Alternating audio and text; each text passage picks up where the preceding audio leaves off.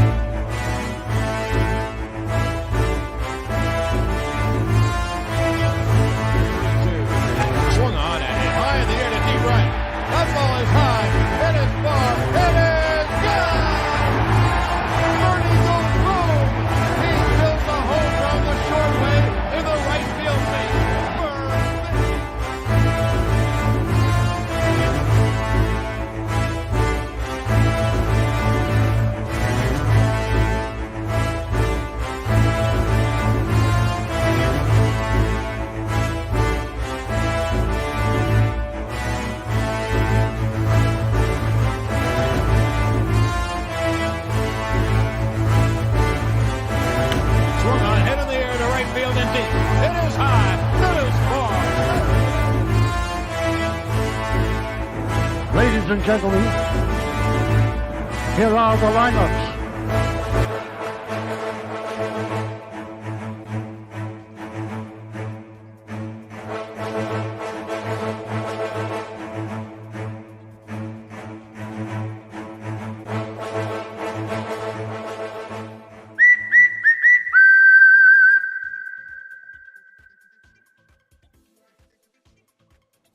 What is up, everyone? Welcome to the BX Sports Jedi Network. The BX Bombers strike back, the podcast, the watch along. The middle game of a 3-game set. The New York Yankees take on Detroit Tigers. We saw last night the New York Yankees bludgeon the Detroit Tigers last night. 12 runs. Everyone was hitting. We got Josh Donaldson back in the lineup yesterday. And today we get even better news.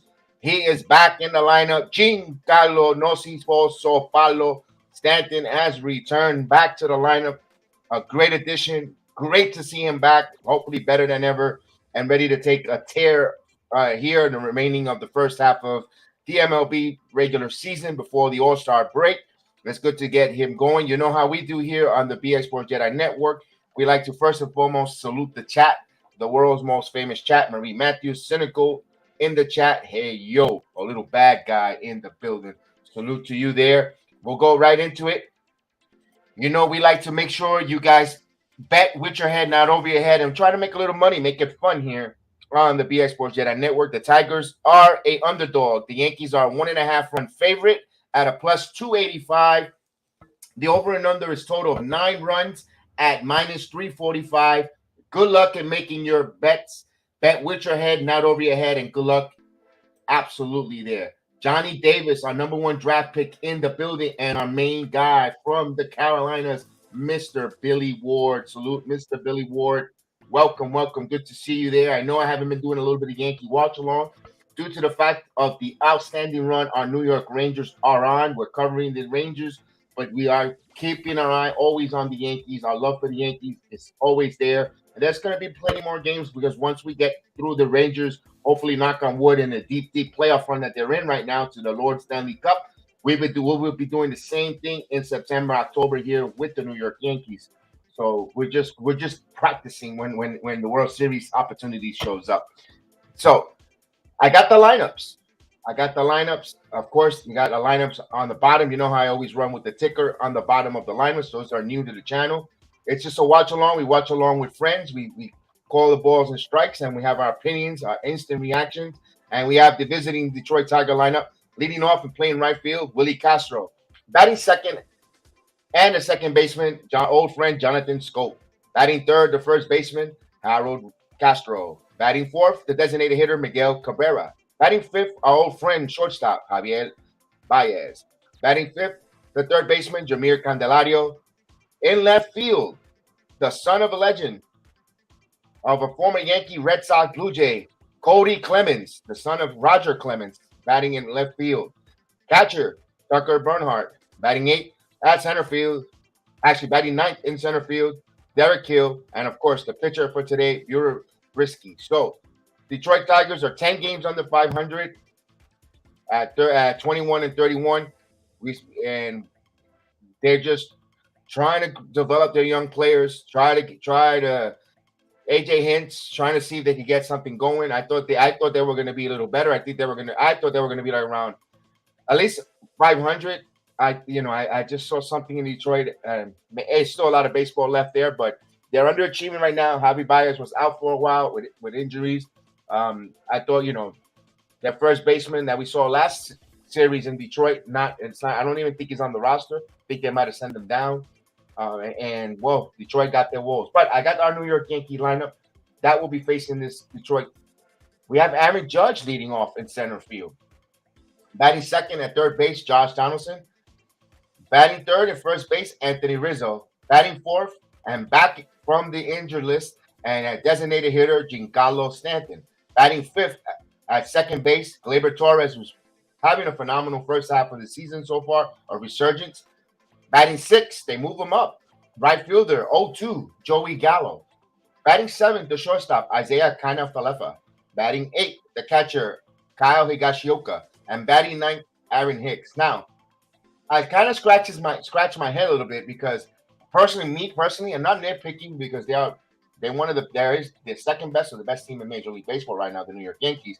But man, it's tough. It's rough when and it's Detroit Tigers. Maybe you could get some good fortune, but it's tough when you got to put Hicks, Kyle Higashioka, and Joey Gallo all in the same game. You got to sprinkle them around. I know they scored 12 runs last night, and what are you complaining? What are you Yankee fans?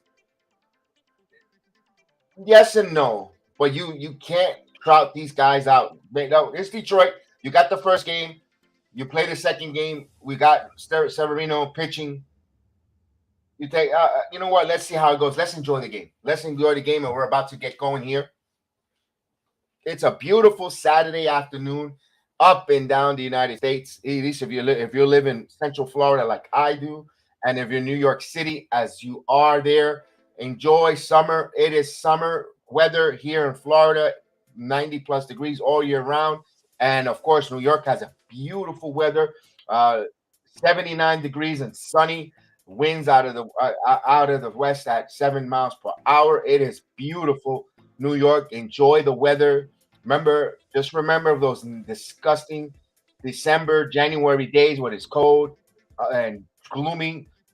Go and enjoy a game and take us along with you in your radio, on your app, or on your phone, or YouTube is everywhere, and let's watch along. So salute to you guys.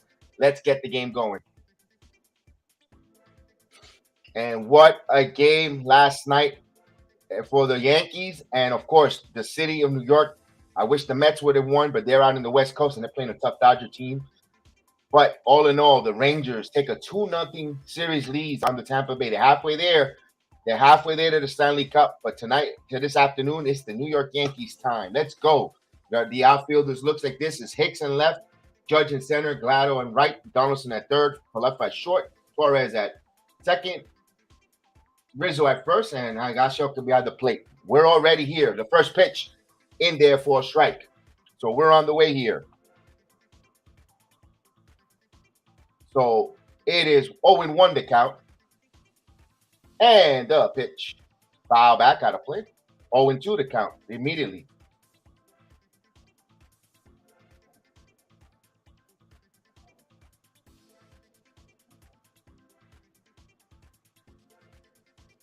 And the 0-2 pitch. Up high. Marie, I'm in Jersey right now. Now the weather where I'm at in New Jersey is basically the same as New York. Yeah, pretty bit. Sometimes Jersey might be a little bit warmer, or they might get scattered showers or isolated thunderstorms that sometimes don't reach the New York region, the city, but always a good weather there as well. Same weather in New York, Jersey, in the tri-state area, and we step off 1 ball, 2 strikes. the count here. Let's bring in the ticker. I always bring in the ticker whenever we do. And the 1-2. Checks the swing, and then I go 2 balls and 2 strikes. The count is even here. So we're on our way here. Saturday afternoon baseball, Yankees, Tigers here.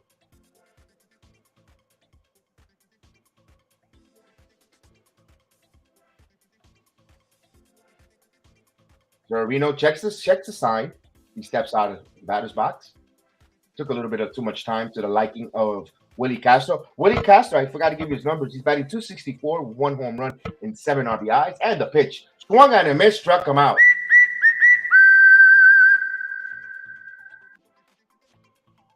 So the first out of the game, the Yankees back-to-back starters when it came from Tyone and last night, Cole, both pitchers had perfect games through 6 innings. And then Nasty Nestor on the doubleheader. I mean, the Yankees pitching has been phenomenal. And here's Scope, and the first pitch, swing and a miss. He's ahead of the count. Scope's numbers is batting .199, 5 home runs, 17 RBIs. The former Baltimore Oriole, now with Detroit here. Severino with the 0-1 pitch coming. He checks the sign, and he's ready to deliver. Down low, just missed. 1 ball, 1 strike the count.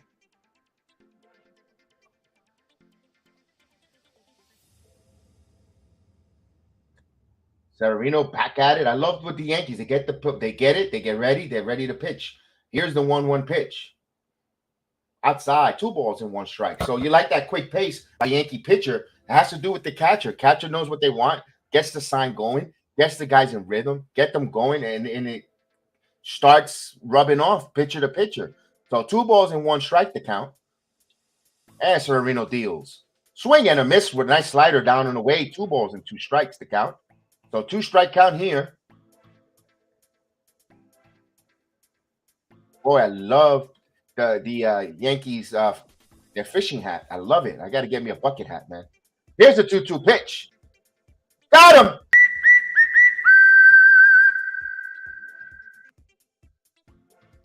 So back-to-back strikeouts. Caught him looking there. Hit right on the inside corner. Beautiful there.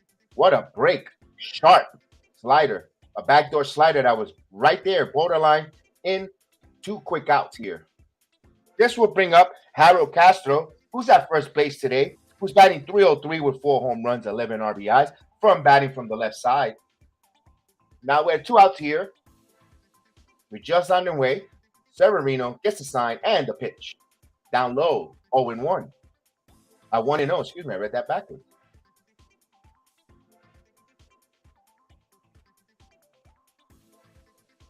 And the 1-0 pitch. This ball is fly ball to left field. Back goes Hicks and makes the catch. So quickly goes in order. The Detroit Tigers 1-2-3 here at a half inning. We go to the homes first. Here on the BX Sports JEDI Network, the Bombers Strike Back watch along and podcast here on a beautiful Saturday afternoon here. Thank you for joining me. Thank you for joining and watching along with me. We appreciate you viewing and watching along this Yankee juggernaut to stay for at least the first quarter of the season. We'll put the Yankees here. Change of innings. Don't forget to hit those likes, please. Hit those likes. That helps the program continue to grow and continue to reach all the Yankee fans around the world.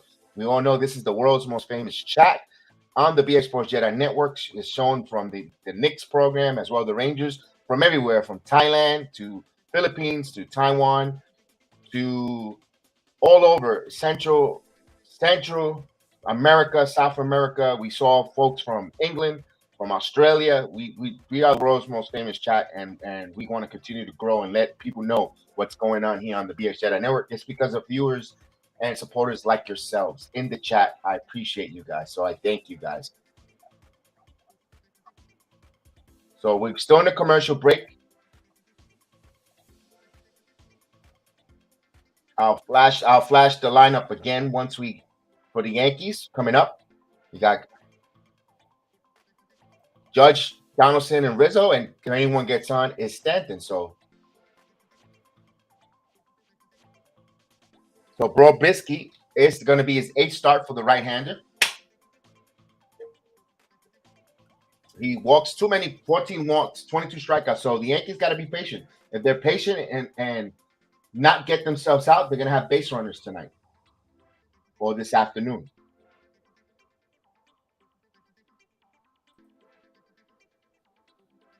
Put the lineup on the bottom, the ticker. And leading off here will be Aaron Judge. I don't like Judge leading off here, but I understand you mix things up here. You know what? When you have this record, you can't be so critical, nitpick. But Judge, who's having a phenomenal season, man, batting 316, 20 home runs, a major league lead home runs, and he has 41 RBIs and 20 home runs. Angelo, what is up, Angelo? Thank you, Angelo. Let's go Rangers tomorrow, 3:00. We will be here again for the Rangers Lightning in Tampa.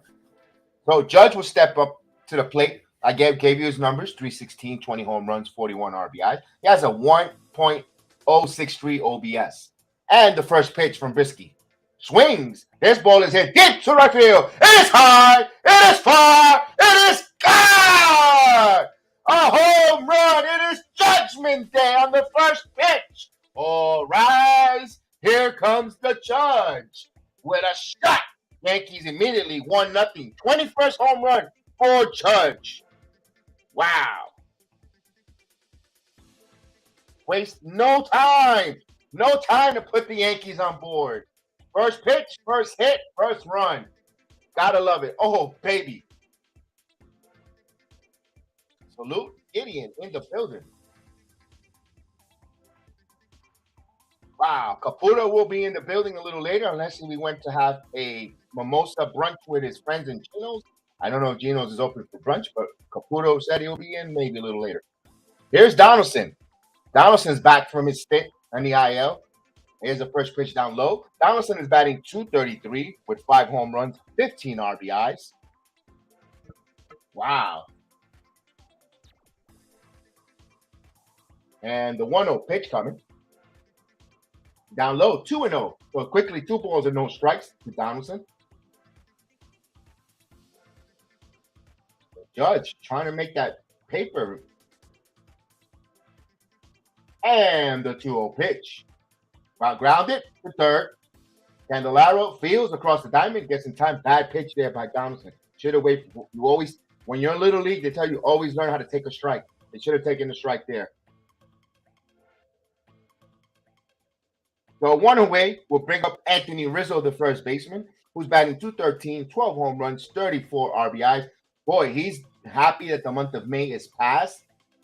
He struggled a little bit in the month of May. Mildly, he had a great April. Now let's see. Hope that June he'll turn the page and start getting hot as the weather turns here. Let's see if Anthony Rizzo gets as hot as the weather. Down low for a ball. He takes a ball. But he's gotten 5 RBIs in his last 2 games with that batting average. But he's manufacturing, getting runs, getting RBIs. Let's hope that he gets hot just like the month. And here's the 1-0 pitch coming. 2-0. 2 balls and no strike. Once again, Brieske falls behind in another hitter. He fell behind in Donaldson. Now he fell behind in Rizzo. Judge immediately pounced it on him.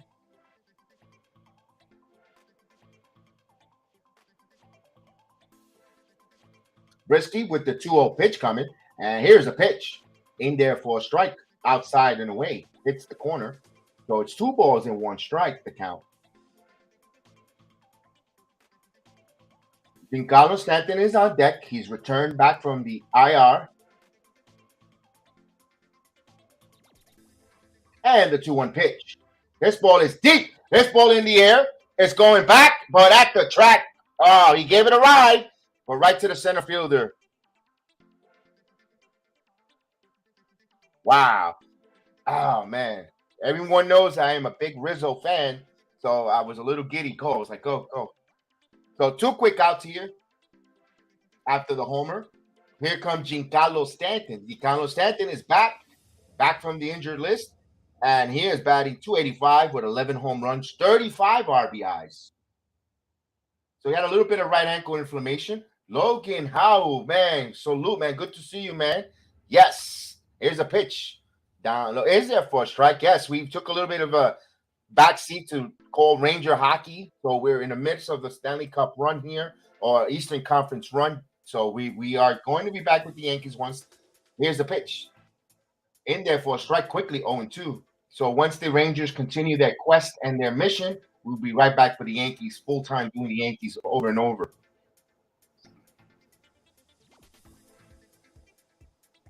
So Steven Guzman, he says, I need the odds to go over 200, please, so I can place the bet. Here's a pitch. Brandon, salute, Brandon.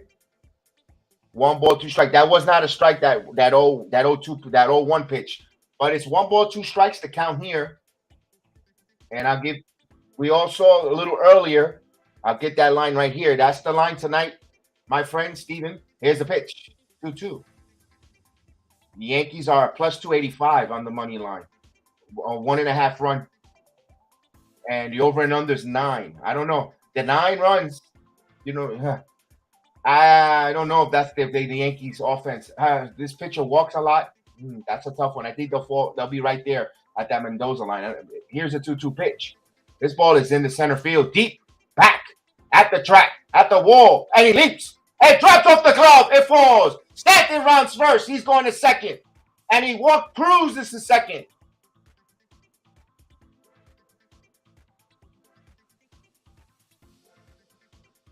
So he hit against the wall there. He got a little shaken up there. I hope he's okay there. So Hill crashed against the top of the wall. He jumps up, and that was not a home run. And when he hit it, the glove, the ball, he had it in his glove, but the wall knocked it out. So Stanton is going to be on with a double. And Stanton, if he would have ran, he walked. He thought he had all of it. This is why, guys, in Little League, all you kids that have young kids in the Little League level, you have to run everything. You can't stand there and take pictures. He could have been at third. But either way, 2 outs. Here's Torres with a chance for an RBI here. Everything that's this inning has been hit hard, except for Donaldson's ground ball. Here's the pitch. Lambert, first pitch swing. This ball is popped up, going back, and it's going to stay in the park. He forgot how many outs there were. He was firing.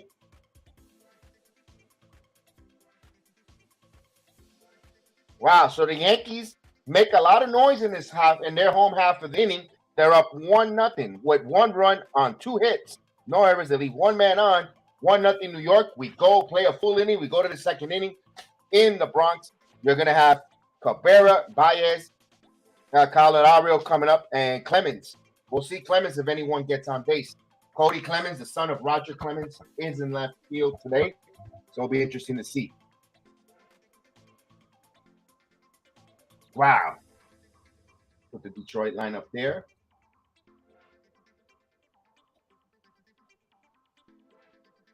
And Steven, you saw the odds there.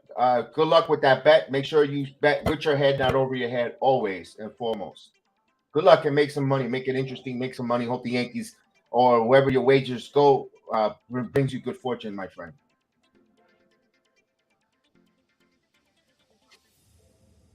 So we got our main man, Logan Howell. It's good to see you, Logan Howell, again.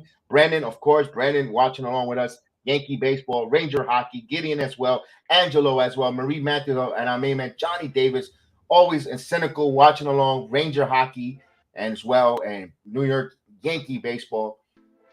We got it. We got to get, I think it's just so many games and so many different things that I do on this network that, I've got other guys to help me do it. You surround yourself with some good talent and young, smart talent around you. You're only as good as your talent around you, as your teammates, they say, of course. I have Chef Dan, I've got Heel, I've got Caputo, I got Adam, the Diff Man, and so forth, and MK, Luther. My guys, they're mostly the wrestling covering guys, but with wrestling, with baseball, we got to get the Mets some good luck. I got to come up here. I got to do a Mets watch along. I got to continue. The Mets had that great game against Philly when we beat them last time. Here's Cabrera down low for a ball. So I got to get a Mets watch along. Yes, I know we're Yankee centric, but we want to see the Mets in the World Series personally. I want to see them there. I want to see both teams there. Here's Cabrera here. who's batting 287 with 3 home runs, 18 RBIs. No more Love Fest. He's got his 3,000 hit. No more Yes Network Love Fest. That was a little bit nauseating when last time when we played him in Detroit. 1 ball, 1 strike. Chester, salute Chester in the building, man. Yankees yard. Oh, he's a prediction. Here's a line drive. Oh, it almost took KF's head off, and that's a base hit, a line base hit. So I guess the Tigers took that out of our suspense. No hitter, no perfect game. Immediately, Cabrera with a line shot.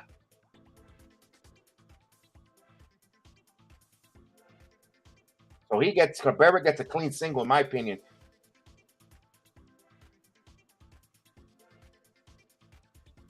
Cabrera thought he caught it, and he started. So with 1 out, here's our own friend Javi Baez. El Mago takes a strike there. So Javi Baez is batting 194, 3 home runs, 13 RBIs. He was a little bit plagued with a little injury. Last time we did not see him when we were in Detroit. So he's a big acquisition for Detroit. He's got his 2-year opt-out here. Here's a pitch, swing and a miss. 1 ball, 1 strike. He left a foul taste with New Yorkers across in Queens. Javi Baez, very talented player, but let's see if he could upkick and start here. I agree with you. I was waiting for someone. I didn't want to, the Yankees are doing so good, and I didn't want Caputo to rub off on me. 1 ball, 2 strikes to count with the negativity. But why isn't Miguel Andujar still here? Why Miguel Andujar not in the lineup? You can't play Gallo and Hicks together. I wouldn't mind him to miss a match. You can't have Gallo, Hicks, and Higashioka in the same lineup. The swing and a miss. He struck him out. Baez goes down on the strike. Let's get the whistle. I always get the whistle going. Hold on, the strikeout whistle. Where are you, strikeout whistle?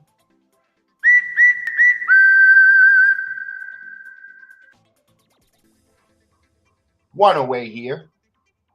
And that will bring up Jeimer Candelario, the third baseman, who's batting 185, 5 home runs, 17 RBIs, and he'll be batting from the left side. Runner on first is Miguel Cabrera, who has a leadoff single with 1 out. Yankees up 1-0 on an Aaron Judge. First pitch, first home run, first pitch, first inning home run, and the pitch. This grounded, foul.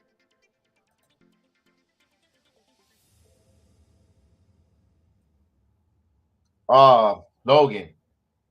Yes. You know what? I'll even trade Dominguez. If we're not going to get me him. Higgy could stay. I don't like Higgy. You know me, Logan. I've done a lot of watch along. And I'm going to say why I want him. Here's a pitch. Swing and a miss, 0-2. The reason why I don't like Higashioka, I think he stinks. I think he has one of the reasons as he can't block any pass balls and he can't throw anyone out. But this pitching staff with combination of Higgy and Severino are the number 1 pitching staff or number 2 in Major League Baseball, number 1 in the American League in ERA, and they're just phenomenal. You don't want to upset that with another catcher. Here's the 0-2 pitch, 1 ball, 2 strikes. So I'm okay if they keep Higgy this year for now, because of the results of the pitching staff. Now you need an upgrade in center field and you need an upgrade in left field. They need it there. Or if you're going to upgrade, if you can't do both, then you need a really good center fielder. Because I know Judge could play center field at time and plays a really good center field, by the way. Excellent, but you want to leave him in right. And here's the 1-2 pitch. Grounded, still 1 ball, 2 strikes. If I was born, I'd either trade Gallo, Hicks, so I could keep. I don't know. Well, problem is Miguel Andujar. He's a player with no position, but he has gotten really better in left field. He looks like he worked extremely hard to play left field, and he's turning out to be a pretty good left fielder. He's not defensively great, but he's a swing and a miss. He got him. So back-to-back strikeouts for Severino.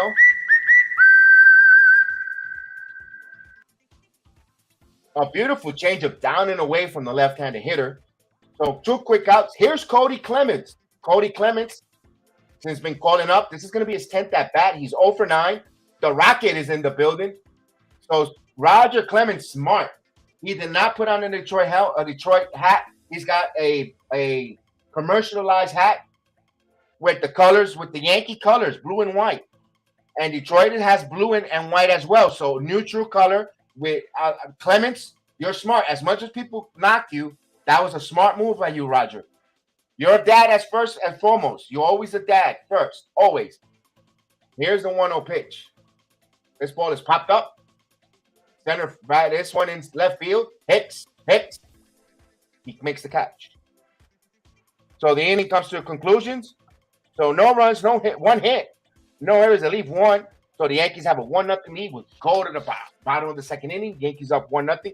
Yankees in their half will have 0-2 Gallo, Kyle Falefa, Kyle Higashioka, and Aaron Hicks. So when I tell you that on paper, when I read that out loud, you're like, ugh. But let's see. Remember, a broken clock is correct twice a day, folks. So if a broken clock is right twice a day, that means that Hicks, Gallo, and Higashioka can at least get a hit at least twice in a day. But we have the change of inning here. Don't forget, please smash those likes. Hit it out of the park. Right at that like button. Don't go down 0-2 like Joey Gallo. And it says, keep Kyle Gashka for the reason why I keep Kiggy. Let's just say Severino gets injured. Knock on wood. Yeah, that's another one. Yes, I agree with you. I totally agree with you. Roger Clemens, belongs in the Hall of Fame. Even if you want to put him on his laurel from 1986 to 93 or 90 before he got to the Blue Jays, after his whole Red Sox career, Hall of Famer. And then what he did with Toronto, and of course, you're going to say that after Toronto he was enhanced. Hey, to each his own. No one knows. No one knows when. The same thing with Barry Bonds. Barry Bonds deserved to be in the Hall of Fame when he was a Pittsburgh Pirate. Before signing with the Giants, he was a tremendous force to be reckoned. With his laurels alone, he deserved to be in the Hall of Fame. After that, and then everything he did in the Giants was just to cement more his legacy. Even if it was HGH enhanced, but you still need eye-hand coordination to hit that ball. I know if you got help with it, but he still had a Hall of Fame career. You got guys that caught. There are numerous guys that were caught and not even make the Hall of Fame that we knew that took steroids. Brady Anderson, 50-plus home runs, never did it again. It's just you still got to have talent. At the end of the day, you still need talent. Even though, yes, you might have an extra and help, but you still need talent. So 1-0 Yankees.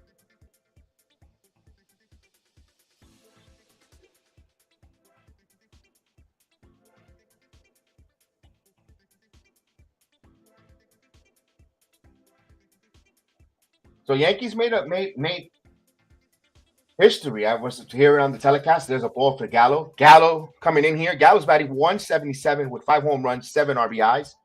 Now the Yankees in modern day baseball, since 1961, they have back-to-back pitchers take pitch perfect games to the 6th inning. Here's the pitch. Gallo swings. That's the first time a teammate in the same team. So Yankees making some history here. So it's 1 ball, 1 strike as Gallo fouls the ball back out of play. Brieske got a rocky first inning here. Let's see if he calms down. He has a 1-1 count and a pitch. Swing and a miss, 1 ball and 2. So Gallo in this position, his normal custom position with 2 strikes.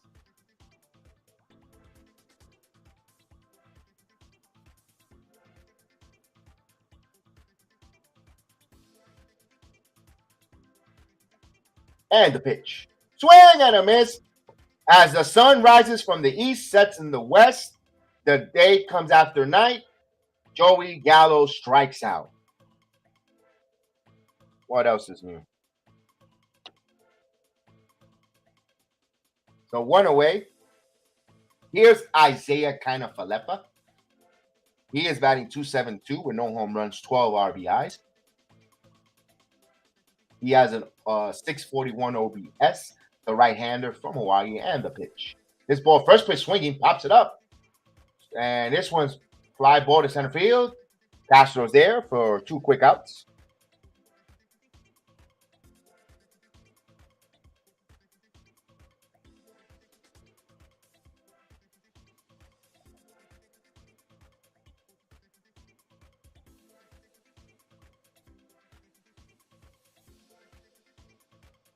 So 2 quick outs. Here's Kyle Higashioka coming in Higashioka is batting 158, no home runs, 5 RBIs. I'm going to go on a limb. I think Higgy gets his first home run here. I don't like the guy, but I think he's going to hit one. I think he's going to get a home run here. Brieske is the pitcher to do it for. So here's the pitch coming. Up high, 1-0.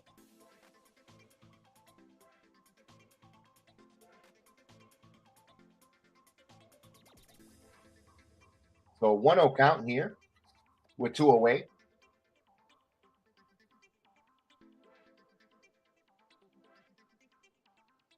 And the pitch. Swing and a miss. 1 ball, 1 strike. A little breeze for all the faithful in Yankee Stadium. You're going to get a lot of breeze between Gallo and Higashioka and Hicks on a hot day here in the Bronx. So the 1-1 pitch coming. Inside. So 2 balls and 1 strike to count.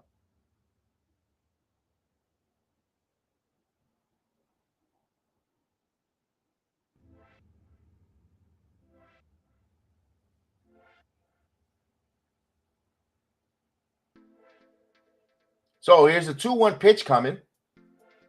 He checks the sign and he's ready to deal. Just missed 3 balls. Well, he called it a strike. Late call by the umpire. He decided, asked permission to raise his right hand. So it's 2 balls and 2 strikes.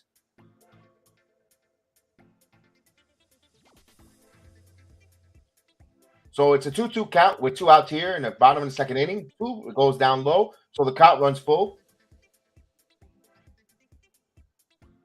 So it's good to see Roger Clemens in attendance.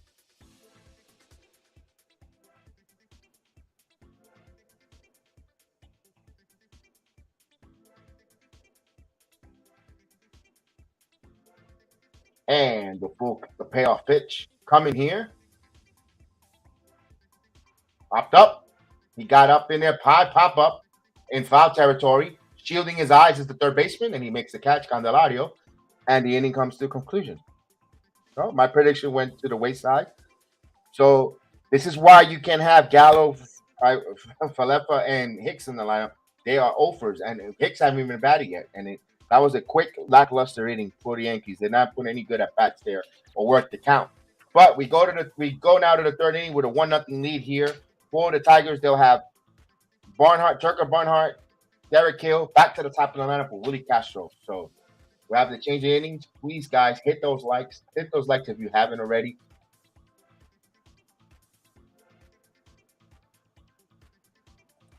Let's hear some more.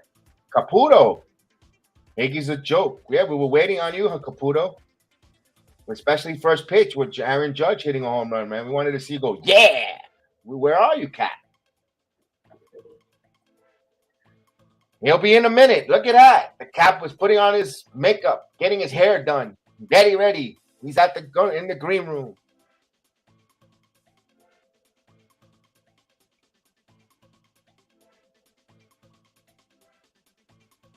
With the 1-0 lead, the New York Yankees here.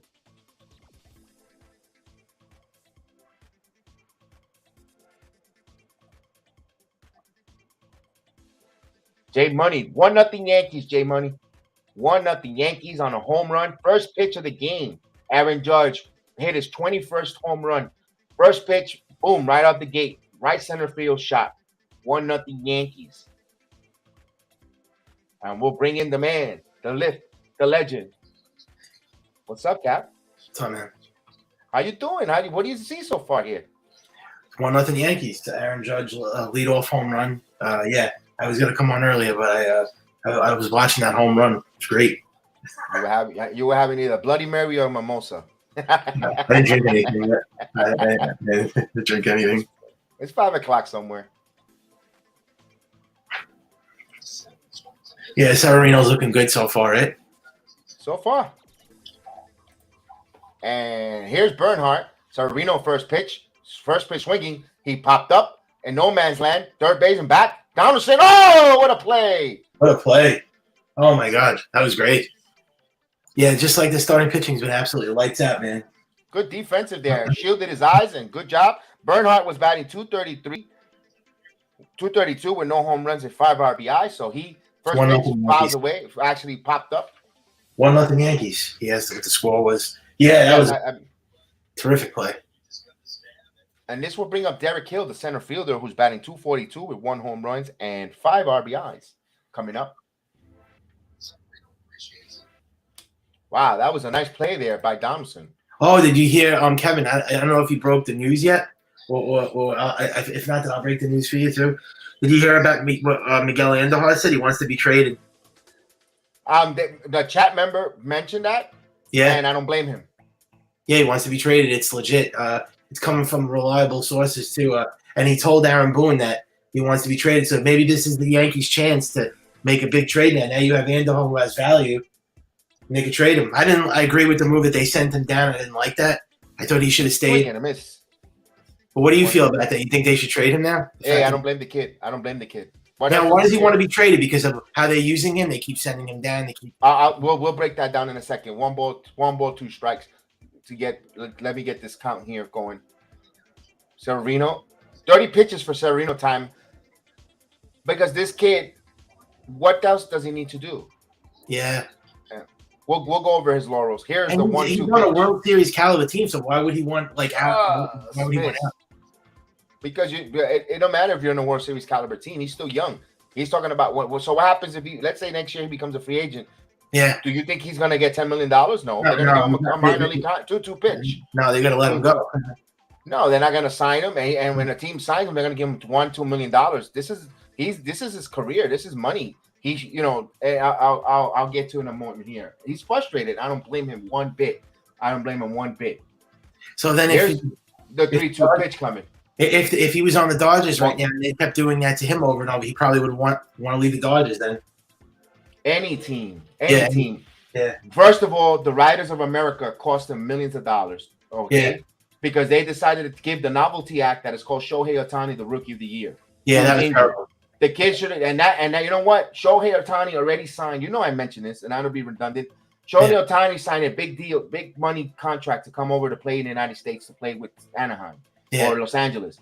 Then Anaheim was making peanuts as a rookie contract. You don't win the MVP, you don't win the Rookie of the Year to get that extra bonus money. You took money out of Andujar's pocket. Here's the kid thrown over. Secondly, he got injured, which is no problem. You get injured, but then he lost his job on an injury to Cleo Urshela. Now they ask him to change position. He went to second. He worked his rear end off in left field. Then he comes to the great club.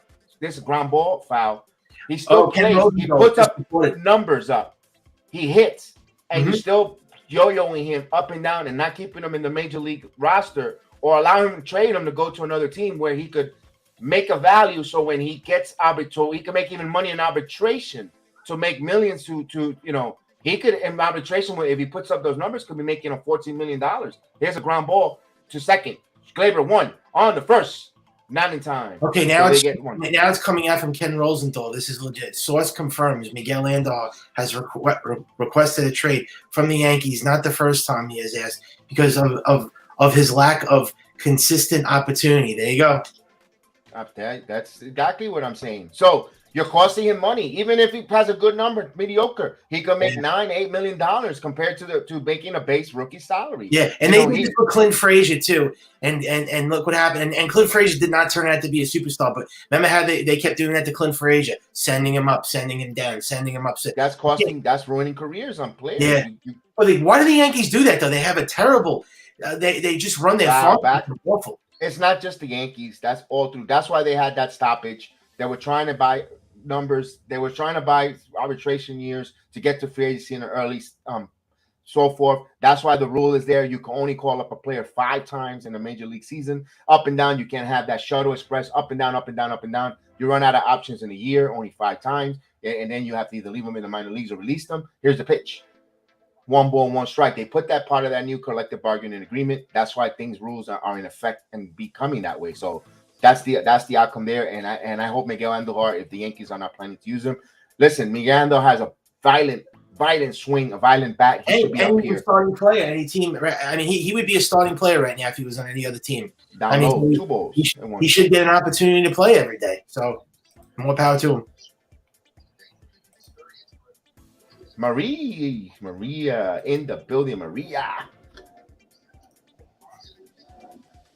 No, you got to bring him up here. Gallo's not giving. I know Gallo's a better defensive player, and so is Hicks. Yeah, I hated that move. Why did you send him down? Man, it's 2 balls and 2 strikes. To me, that was the icing on the cake. That was the straw that broke the camel's back. Sending him back down, that's it. He's got to now. They have to trade him because he's demanding a trade now. So.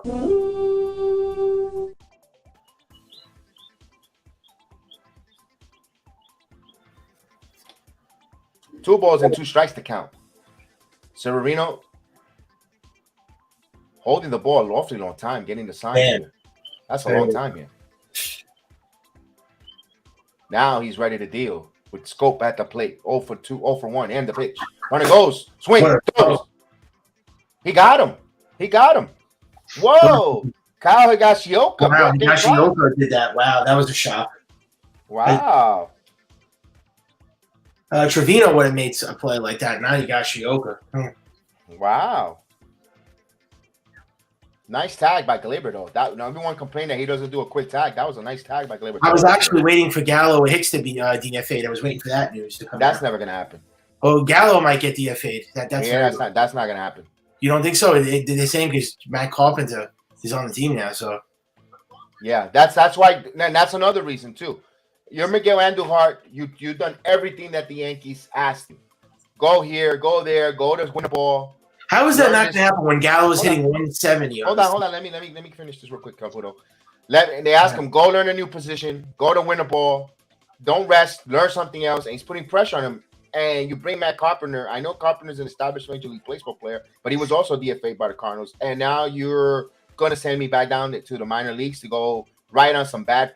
I'm pretty sure the buses are nice in the minor leagues, but the stadiums are not Major League quality stadiums. Yeah. The per diem is different from Major League ball players. And you're making me ride the pine in minor league where I am Major League Baseball ready. I don't blame the kid. Yeah, Caputo, go ahead. What you were going to say? No, I was going to say, how do you keep a guy that like Joey Gallo that's batting 160? He batted 160 last year when he got traded to the Yankees. You can't keep a dead hitter on this team. And you send Andujar down, who has contributed so much on this team when Joey Gallo and Hicks have done nothing. Nothing. They've done next to nothing. It's 2 months in and they've done nothing on this team. You have to make a move. You cannot keep 2 dead bats in this lineup. And I'm telling you right now, I promise you this, the Yankees will not win a World Series with these 2 guys on the roster. They're not. If they continue to keep these guys and running them back out, they 100% could guarantee you, I bet my life on it, the Yankees will not win a World Series this year. These 2 guys are a burden to the team. They can't be on this team. You just can't. You have to trade them or at least look to move one of them. So that's just my take on that. I know I said the Yankees are a favorite to win, but if they keep these 2 guys on the team, they're not winning a World Series. They're just that bad. They make your team that bad. You're not winning a World Series with those 2 guys on your team. Just not. Mm-hmm. For the Yankees, Hicks will lead off this inning here. Speaking of someone who's bad, Les Hicks, who's batting .217 with 1 home run, 8 RBIs. He's struggling. So Brieske ready to deal. Here's the pitch. In there for a strike. So Hicks still has 2 or 3 years left at his $10 million a year contract. He has $30 million left on the Yankees books. That is one of the key reasons why he will not be being DFA'd. Here's the 0-1 pitch. Grounded right to the second and out. I mean, and that swing is so soft, overhand. At least with Andujar, he's putting violence behind his swing. And you see that, yeah. And you're saying Hicks and Gallo are not going to be traded. Then how are they going to get Andrew Benintendi then? Are we going to make any moves? If those guys aren't going to get moved, how are they going to get an outfielder? Something's got to happen here. Maybe a Gallo. Yeah, but if you're going to trade, you want a DFA Gallo. Where meanwhile, you can't include him for a player like Benintendi then, because if he's ready to DFA, why would the Royals take? First pitch swinging, grounded to short. Baez fires in time. Yeah, Gallo doesn't make anything. He only makes like what, $8 million, $9 million. I mean, he's not making a lot of money. Yeah, but you can't be contradictive if say that you're going to want to DFA him and then you want to include him for a trade for a big player. Why would if the big team sees that and the Yankees are going to DFA someone, why would they give up something good then? Might as well wait up and wait for the Yankees. Don't trade nothing to the Yankees and wait for him to get DFA and pick him up for a rookie for MLB scale. Yeah, I don't. That's why they're playing there. they're playing them to show that there's value on, and they're winning with these players, so their trade value becomes some kind of appeasing. Here's Donaldson, who's 0 for 1. They're two dead hitters, though. You can't have two guys that are not doing anything and they're hurting the team. No Yankee fan wants Joey Gallo and Hicks on this team. Yeah, but the more we rag on them, the less team and listen. Here's the 0-1 pitch coming. In their 0-2, but I'm not saying we need to be kissing their rear ends either. But lay off a little because other teams. Guess what? Other teams and executives have access to the same social media, the same YouTube, the same. Here's the pitch. And why are they saying it's going to be? And if we all ragging on them and we don't want them, why would these players and these fan base tell their executives go get them because the Yankee fans don't want them? They're going to start seeing them and. So no one's going to trade nothing for us. So we have to. What is it going to be impossible to trade this guy? Is it going to be that impossible to trade? Well, the way we burn him down and tear him down, maybe I believe so. Here's the 1-2 pitch, and it looks like Donaldson is going to go down swinging. They're not doing anything except that Judge homer. So the inning comes to a conclusion. A quick inning. I think they can move Hicks. It's not like an Ellsbury contract type. Hicks or Gallo? Gallo has more potential to be moved. What is Hicks making? I mean, he's got 3 years left. So how much money is that? $10 million. So that 30. So they can't move for $30 million. I mean, they could, but it's going to cost you a prominent prospect just to get him off your roster. And someone told me that there's no way the Yankees are going to eat up $30 million for the next 3 years if they trade him now. They're not going to do that. Someone said that to me that they're not going to. They're not. They didn't want. They needed an upgrade at shortstop, and they didn't want. Those $30 million that they're going to eat. They didn't do it for Correa when they needed a shortstop. They're not going to do it for two. Wait, they did it for Ellsbury. Didn't they trade? Didn't they like? That was different. That was different. They have a different. Now they went to a different mindset of a different philosophy. They're not doing that no more. They're not doing what they did in the past. That Ellsbury contract is what caused the Yankees to get spooked the way they're spending now. Yeah, because of that contract, that bad investment.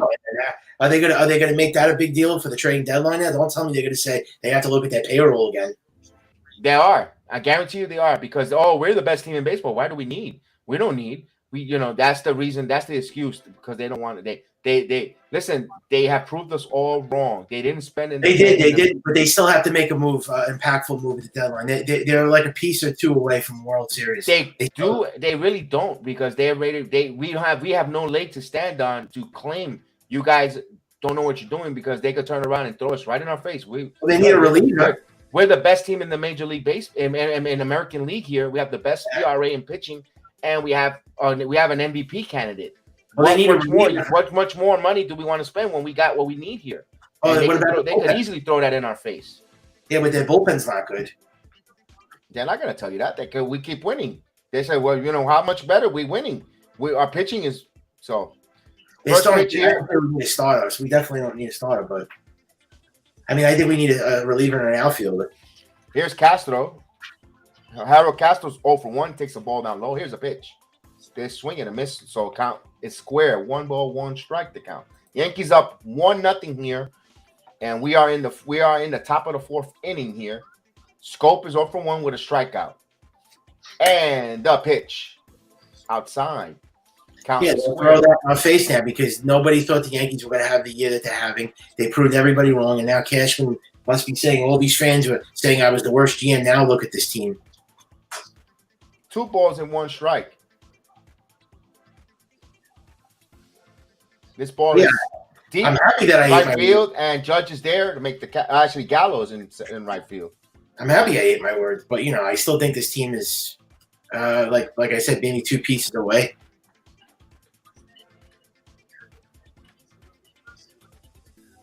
And the Yankees are going to be buyers this year. You know that. You even said they're going to make a blockbuster. They're going to buy. They're going to buy. But if they turn around and tell me they're not going to buy, I'm like, you know what? I can understand it. We got to. The thing is, if they don't buy, we can't hold them accountable because they have receipt, they have cachet, they have equity to tell us to go be quiet because you guys were crying and complaining in the win or something, and there's a strike in there, and we have the best American team we have the best record in the American League. So you need to like they say, Chad Gables in WWE says, shush. So we need to shush. Yeah, 1 ball, 1 strike. And Severino deals the pitch. I just think that when you're on the doorstep of a World Series and you're like one Oh, piece absolutely. No, I agree. I see your thoughts. I understand, and I'm not disagreeing with you, and I'm being a contrarian as well. But Yeah. I'm also trying to show you the other side, preparing you for the rebuttals that's going to come. Well, from the organization. I could see that rebuttal. I'm not saying I'm speaking for the New York Yankees. No, I have no clue. But if I could see in a world, in a multiverse universe, where the Yankees could turn around and tell you that, we're not going to, because you guys, So I'm just preparing you for that shock if it doesn't. Yeah, here's no, and I'm the not going to be shocked either. And that's another thing I'm prepared for, because I will not be shocked. This team right now is a World Series caliber team that they don't do anything at the deadline. That's not going to shock me either, because they've done it before. And when was the last time the Yankees made an impactful move when they were World Series caliber team? I don't ever remember. They try to improve every year. Last year, bringing Rizzo, bringing Gallo. They were 2 right-handed. Yeah, they did it last year, but I didn't like Gallo. There's a pitch foul. But hey, you don't know. Hey, they can make a deal that we all wanted. Get this guy. Get Joe Blow. Get this. Get Bozo. Get Doink. And all of a sudden, the team goes to shits. And we, instead of World Series caliber, the team flops. Then that was the most smooth. Why did they trade? Why did they disrupt the chemistry? Why did they disrupt the camaraderie on this team? Well, you guys wanted to trade. I wanted this guy. I wanted Baba Booey here, and Baba Booey came and messed it up with his the horseshoe jackass. Yeah. What's going on, Mike? Oh, that was a strike. That was a terrible call for me. And the 2-2 pitch. How was that not a strike? That was, oh my God. This just outside. Mike Rotunda in the building. Yeah, this umpire is drunk. Yes, 0-2 Gallo is playing. He is in right field. And fouling everything off this guy. Oh, boy. Payoff pitch. This one's foul. I tell you, they're freaking god-awful, man. You got to sweep the Detroit Tigers. They scored 12 runs last night. And they're I did that. They're going to sweep. I want to make it sound like we're trailing 2-1. We're losing this game and we lost last night. No, I'm just saying, but, I want to see them put a beating on them again. I can't believe it's only 1 run. Jesus, wow. This guy's putting and the 3-2. Wow. What an at bat this is. You can't strike him out. Usually this doesn't end well. This is a 6th pitch. Yeah. 6th pitch in this at bat. This is not gonna this is either gonna be a hit or he's gonna strike him out. You gotta put him away. Come on, man. Stop making him foul everything off. So the 10th pitch. My mistake. 10 pitches at this at bat. A 3-2 count here. Saludo Jose Melo in the building. And the pitch. Can you just strike him out? This guy's a pain. You know what, man? Come on. Strike him out. Hey, when they do this, just strike out. So it's a 3-2 count here. 11 pitch at bat for Castro, who's 0 for 1 here. The Yankees up 1-0 and a pitch. They run the bat. Rounded softly to Rizzo, to Severino. He retires, so Severino wins that there.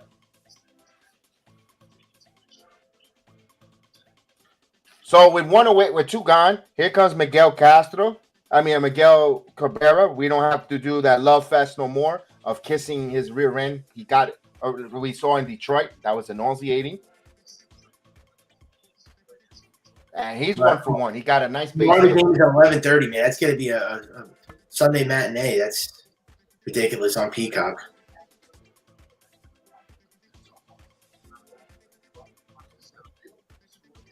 All right, he steps in the batter's box here with 2 away here. Severino ready to deal, and a pitch. Swing straight back, foul. He's ahead of the count, 0-1. Did you see the new Yankees program? It's got Nestor Cortez on it. Nice. Why do they keep calling it the porn stash? They keep saying that. Here is the 0-1 pitch.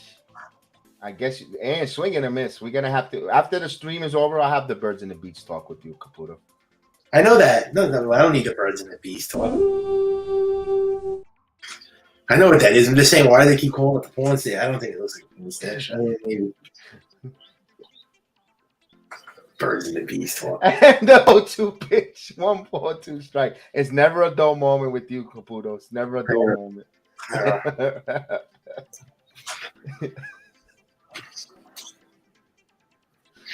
Oh my god. Time.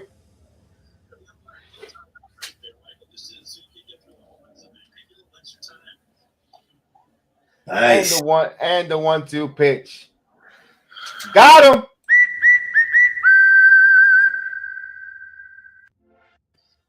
So the Tigers go down in order. We're one half inning closer for me to have the Birds and the Bees talk with Caputo. I know what it is. I have a 45-year-old girlfriend. You don't think I know what that is?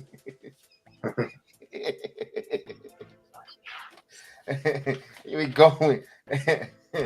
Thank you guys for listening and watching along with us and having fun. This is all what it is. It's a watch along with jokes and funs, and we have it. And I've watched porn before, so I know what that is. As the chat helping out Caputo. Like I haven't seen. I'm 36 years old. I've been around the block. Been around the block, and I still can't find mine. Isn't it been around the world? I don't know. Why? You said been around the world.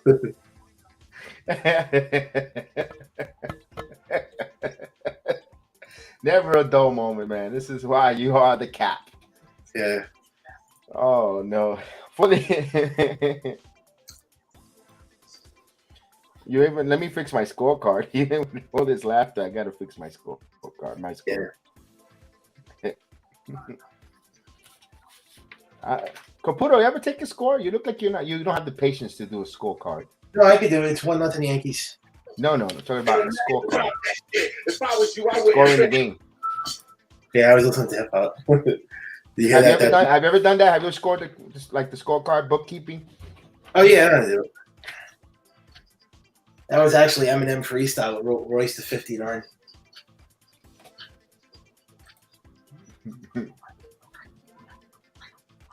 For the Yankees, when they're half of their inning, they'll have Rizzo followed by Stanton, followed by Torres and Gallo if anyone steps up. So Gallo is going to be in the fourth batter in that inning, and he's already in the 0-2 count. This is a developing story now. It's being leaked on Yes Network that Ken Rosenthal. Mm-hmm. So I think I broke the news to you too. So now you know it's legit. So it's he's gonna get traded. Nobody said nothing. I love doing it. I still do it. I did it when I was a manager, a little league coach. Here's a pitch. Rizzo swings and fouls away. And it makes the game more interesting. Like people say, "Oh, the game is boring. I can't follow it. That's not good." Well, take a scorecard. Print it out. Score the game, and the game goes quicker. You're engaged. You find it more interesting. I that's just an opinion for myself. And if anyone wants to score along with me, I'll teach you and help you do that here. So Rizzo's down 0-1. Some scorecards have where you could do the count. You could find out it's a 3-2 count. And also pitches. You could put as much as pitches, so you have a pitch count yourself. You don't have to wait on the Yes Network or any of the channels to tell you exactly what's going on, and you could do it yourself scoring. It's really fun. So it's 0-1 count and the pitch. Rizzo fouls it off, so you in your score, some scorecards you could put he'll be ahead 0-2, and that'll be 34 pitches so far for Brieske. So you're ready. It helps you, keeps you up to date with the stats, which makes the game interesting. Gives you something else to do to keep your mind going and invested in the game. And of course, and if you put some money and you gamble, that's another way of keeping it invested. So the 0-2 count.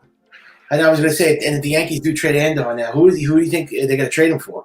I don't know. 1 ball, 2 strikes. Because the Yankees will I don't know. Let's see. I don't know what the team. We don't know what the league thinks of Miguel Andujar. So 1 ball, 2 strike count.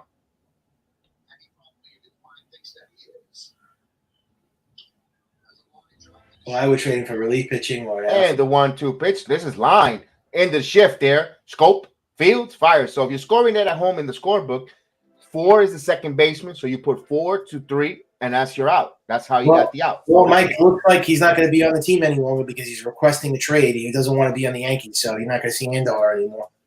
So, and Miguel's saying I've been producing more. So I'm listening to the cast, and it's true. He's been producing, and his swing is much more violent. He has a better swing. He makes more contact than Gallo, and so here's Stanton now. Stanton, who came up with a double his last time up, and he would just missed a home run. I mean, I was just thinking they could trade him for then maybe they could trade Andor for Benintendi.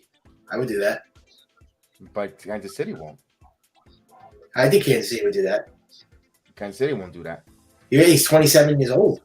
But they need something more. They want more. Yeah, they include Andor and other players. They're gonna want Peralta. Here's a pitch, swing and a miss. I would do it. They're gonna ask for Dominguez. They're gonna ask ridiculous moves. I don't know. That's not like a Juan Soto type. I know that. Benintendi's not going to require a lot of prospect. I mean, it's not like we'll trade for Soto or Brian Reynolds, but here's the pitch, swing and a miss, 1-2. I heard people saying that maybe the Yankees could trade Andor for Reynolds. I wonder if that's going to get it done. But I got to look at this Reynolds guy here. Reynolds. Is it really that big deal? To me, he doesn't. Honestly, he doesn't. To me, he doesn't move the needle. He's not even having a good year. He's hitting 220.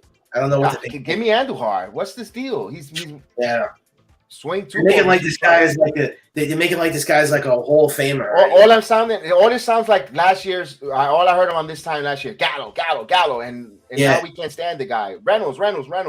No, if Andujar's producing and he's in the system, sometimes on homegrown, sometimes it's a good move here. Here's a 2-2 pitch. Yeah, I'd rather keep Andujar, but he doesn't want to be on the team. Strikes. He wants to get traded, so what are they supposed to do now? They're not going to keep him happy guys. So Brieske looks like he's settled down after that home run, that first first inning. That everything was going deep, and he was getting tattooed. Now it looks like this next inning he has made some adjustments here, so he's pitching pretty decent. Here's Torres. I do want Benintendi. Did you look up Ryan Reynolds' numbers? They're not good. I don't want nothing with Reynolds. Don't. I stop. I don't want to hear that name. I mean, everyone. I know they're gonna keep saying that. Reynolds. Stop it. And Cedric Mullins is coming up a lot too. Cedric Mullins on the. That's a good deal. That's a good one. Cedric Mullins that's a good one. Kudos to Zach, who was here with me last year. No longer part of the network. Doing better and better, greater and better things on his own. He always tell me Cedric Mullins. I heard that Cedric Mullins and Brian Reynolds. You kidding me? I agree too, and he mentioned that name since last year, and kudos to him. I give props where props is there. You can't pretend that you can't pretend, you can't hide, you can't put a finger in and cover the sun. He mentioned Cedric Mullins, and he makes sense. Left-handed hitter, center fielder who could run, who could steal bases. That'd be a nice pick, but I don't know if what would it take to get him from the Orioles. Here's a 1-1 pitch. Swing and a miss, 1-2 strikes. He's 27. Yeah, I would take him. But what are they going to ask for Brian Reynolds? I'm sorry, Cedric Mullins. What are they going to want for Cedric? That's what it is. What do you want from the Yankees to get that player? Because he is an all-star player for the Orioles, all-star caliber player who is up there in triples. See a major league in triples for a minute, Caputo. See if Cedric Mullins' name's up there, and stolen bases while you're at it. Yeah, he is. That means there's speed there. There's a lot of speed. There's triple double. Yeah, this guy's a really good player. I mean, he's exactly, and it's going to take a lot to get him from, especially your rivals.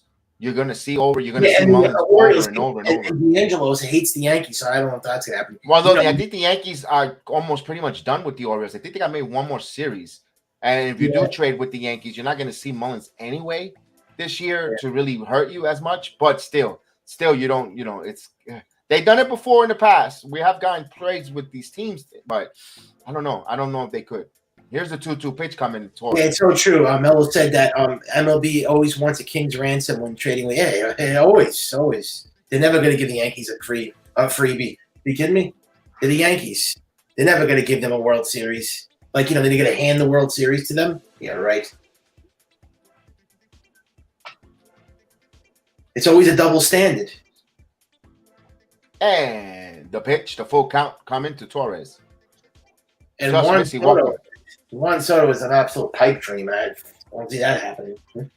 Now here's 0-2 Gallo, which is Torres. That walk was big for Gleyber Torres for many reasons. He gets on base. He disrupts Brieske's rhythm here. He gets to work back on the stretch. Also, you bring 0-2 Gallo up. If he makes a final out there, you lead off with kind of Falefa. Rather than 0-2 Gallo, who's an automatic out. Now here's go. Let's see what Gallo now. Now you're playing with free money, and let's see if remember broken clock is correct twice a day. Let's see. So 0-2 Gallo, and he's stepping into the batter's box, and already the count is 0-2. Joey Gallo, here we go. Oh my God. Here's a pitch, grounded, foul for a strike. This is what's going to happen in the playoffs if he's still on the team. He's going to be up in a big situation like this, and he'd be prepared for a strike. Hey, you never know. Sometimes these guys in the playoff, there's a level of concentration that we don't know. Look at Mark Lemke.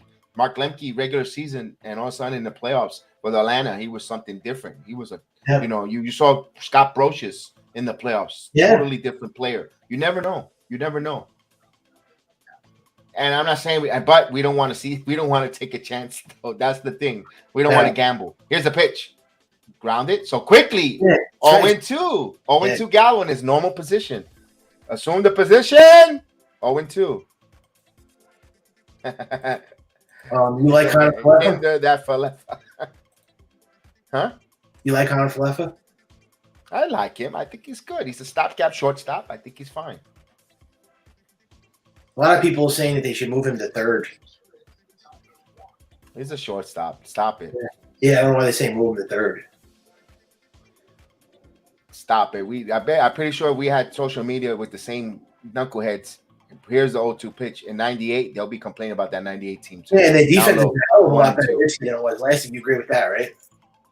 My defense is greater. Yeah, way better. I love that. I love that Kinder, that Falefa. I love highlighting that one. Mel said Mello. Yep. So 1 ball, 2 strikes to count here. Yankees 1 run on 2 hits, and Detroit 1 hit, no runs here, and this is bottom of the 4th inning with a runner on first with 2 outs. So 1-2 Gallo, 1 ball, 2 strikes to the 0-2 Gallo. Here's the pitch coming. He checks the runner. What a surprise! And the pitch, swing and a miss, nothing new. Like the sun rises from the east, sets from the west. You can't. Day follows night. Joey Gallo strikes out. Oh. He's a poison. I can't stand this guy. I had it with this guy, man. He should have been DFA'd. No runs, no hits, 1 man left. We go to the 5th inning. Yankees with a 1-0 lead here on the BX Sports JEDI Network. The BX Bronx Ramen Strike Back. Watch along, play-by-play with myself, BX Sports JEDI Kev, and the cap, Michael Caputo. Yeah, and Kevin, get ready for Derek Jeter's the big documentary, The Captain, July 18th. It's a 7-part on ESPN. It's going to be like Michael Jordan's The Last Dance. So I'm looking forward. I'm hope. Yes, Joey Gallo's default setting is 0-2. Always. There was beef with A-Rod and Jeter. A-Rod confirmed it on the trailer. He said that. Remember when A-Rod and Jeter had that collision with the pop-up and he dropped it and they looked at each other? You remember that? A-Rod said there was problem. He asked Jeter. He said, "Is everything good?" He goes, "Yeah, not really." Jeter actually said that. So now we know there was a problem between those two guys. And remember, we were always like pondering if those two were having like a problem playing with each other on the team. So now it turns out there was a problem. There was beef. I figured there was. Yeah. Right. And no, not to point fingers, but when you're on a magazine and you say that Jeter's championship overrated, called him overrated. He said that. Yeah. Mariners. Yeah.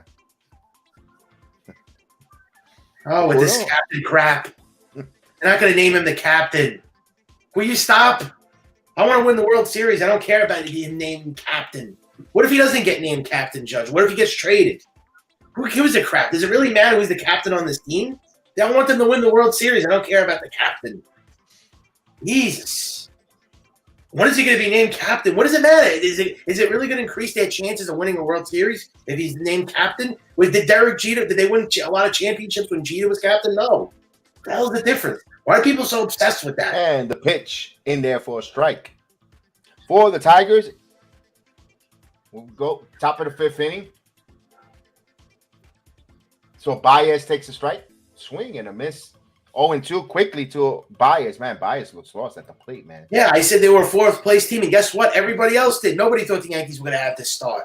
Nobody thought they were going to be this great. There's not a single man on the planet that thought the Yankees were going to be this good. Nobody. Swing and a miss, struck him out.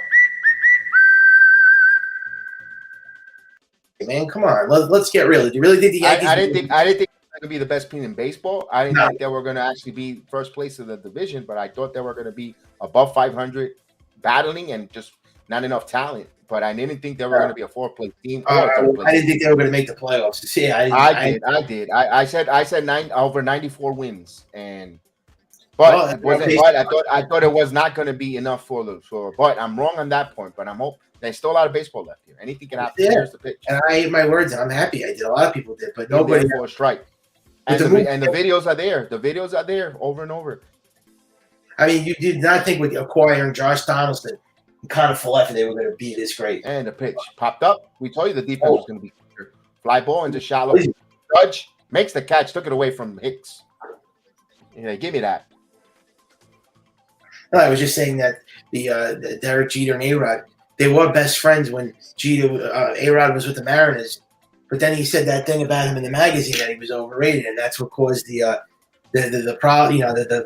caused the rivalry and the friction between the two and the static. And then he got traded to the Yankees, and I guess Cody Clemens now, the son of Roger Clemens, who's 0 for 10 here. He's looking for his first career major league hit. And here's the pitch. In there for a strike, 95 mile per hour down low.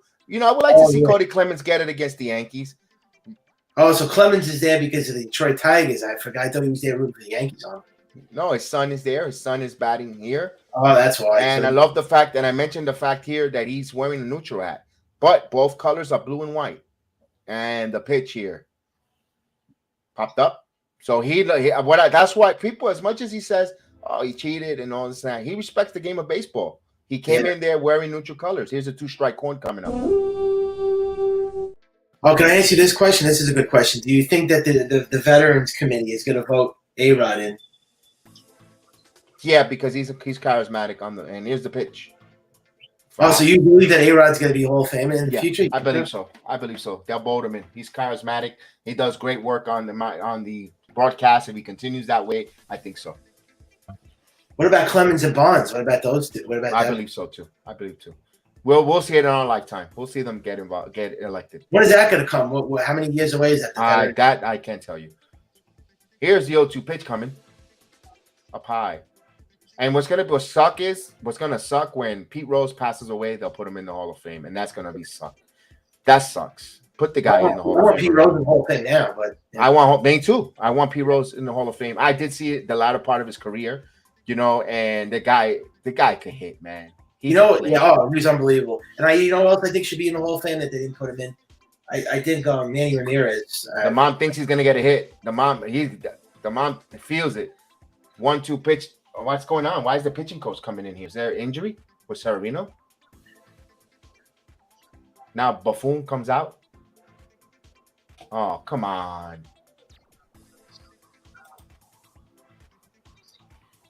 Yeah, what was that all about, that conference? I don't know. It's something with the mound or something? Oh, God, I hope it's not. Jesus. I was hoping I had a Aroldis Chapman moment, never trust a fart. Yeah, I thought maybe that. Hope he's okay. I wonder what he'll say later in the post game. What was that all about? God, you got to watch with the Severino, man. You got to watch with him with the injury history. That's the only thing that worries. That's it, yeah. And Tyone, too. 1-2 pitch. Down low, 2 balls and 2 strikes. And Jameson Tyone as well. Yes. Yeah, that's why we're talking about it when you mentioned on your program. Michael has a program. It's over Yankees, but we might have a new name coming up. Here's a 2-2 pitch. This ball hit in the air. Right field. Don't tell me now there's going to be an injury. Then I was like, oh my God, I hope it's nothing. I don't know what that was all about. They all came out like he was hurt. So a quick inning, halfway through the inning, and the Yankees with a nothing lead here. But yeah, what were you saying? You mentioned that. That's why we say we should get another starter just in case. Yeah, we should go for a 6-man rotation to keep everyone. Yeah, I think a 6-man would be perfect. I want another starter. Even though I think we have enough to win, but an extra starter. Maybe Domingo Germán coming in could come in and spot start along with Clark Schmidt. you could rotate them and stretch them out and put them in there 6 starter. You don't have to go to 6 starter all the time, but maybe a couple of times you might you want to give them a skip. They could trade for Frankie Montez. I mean, I would love to see him trade. But you don't want to. This team is winning. You don't want to. You got to find the right guy to bring here because you don't want to disrupt. You don't want to disrupt. If you bring a Frankie Montez, could disrupt the chemistry of this team. See, that's also a thing. You can't make a trade to make a trade. You got to make the right trade because there is a chemistry issue. There is a chemistry that you don't want to disrupt in the clubhouse. Yeah, but Frankie Montez is not he doesn't have antics.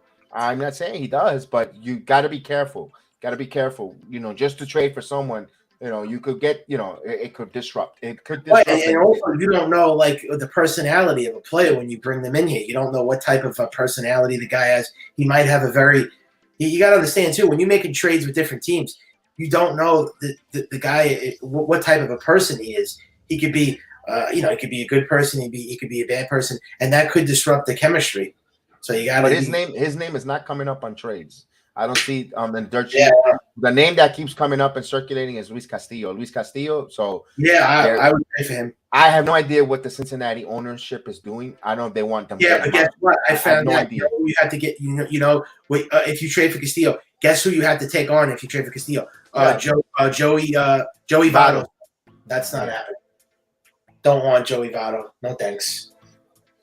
I can see more of the Mets because they could put Votto now as a designated hitter. Or play first base with Pete Alonso. They could have that platoon. They need a big bat on base hitter. I think Joey Votto. I could see Luis Castillo. That's why I see the Mets swooping in and getting Luis Castillo, in my opinion, because they could absorb a Votto contract.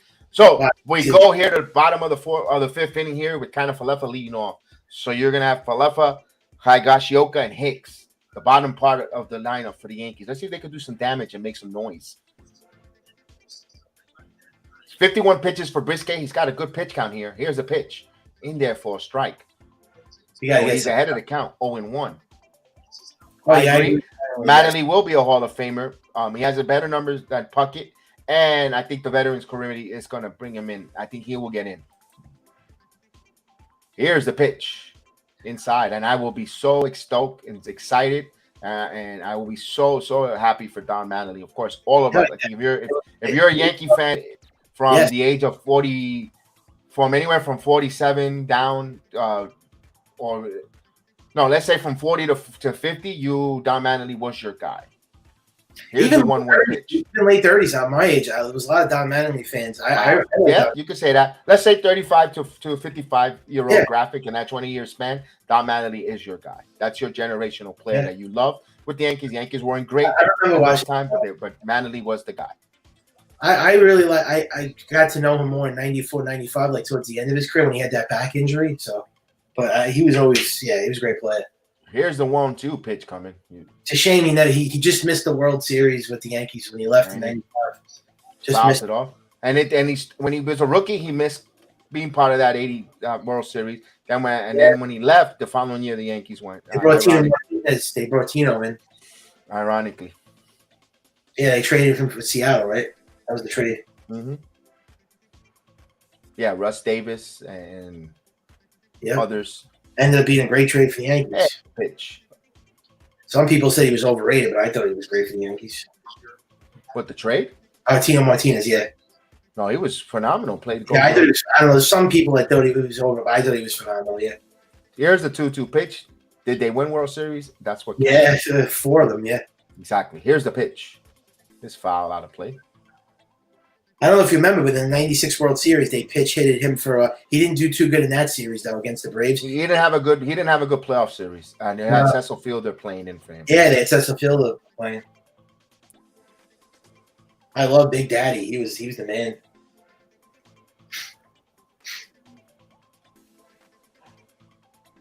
That was a great series against 95. That stadium was gonna break when he hit that home run. Back with Ruben Sierra. That was they blew the roof off that place when Mattingly hit that home run. Foul. Man, I went nuts. When he hit that, I went nuts. I even look at it, I just got goosebumps thinking about that, reminiscing. Oof. Were you at the Yankee Stadium or were you watching? No. You watching? Okay, you going? I watched it at home. No, I didn't go to Yankee Stadium in '95.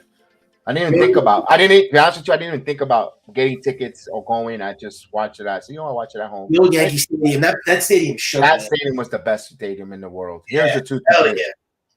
Hell yeah. Swing and a miss. Falefa goes down on strikes. I've been Beau to Brieske. events. Yeah, that was the best stadium. It shook. Especially, I've been to playoff games too. Go to the Yankee Stadium, the old stadium in the playoffs. Oh my God. Yeah. They money grabbed for this stadium here. I mean, it's a nice stadium and all, but it was a money grab. What about when Ruben Sierra hit that home run too? That was big. Oh yeah, I was a fan of Ruben. My wife met Ruben Sierra. Back in 94. Yeah. Oh, nice. Yeah, he was. I loved him on the Yankees. In the good old Jimmy's Bronx Cafe. Here's the pitch. Yeah, and there was controversy on Center field, and it's gonna stay in the park though. Back.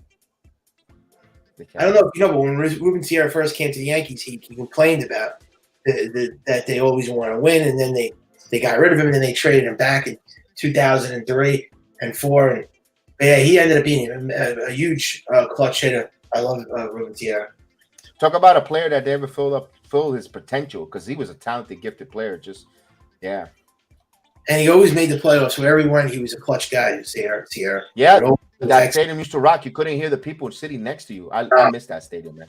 I missed that stadium. Yeah, there was no reason to knock down the old stadium. No, there was no reason. That was a money grab. That was a big money grab. And George Steinbrenner, he was still alive when that happened. I'm surprised at him. Shame on him for that.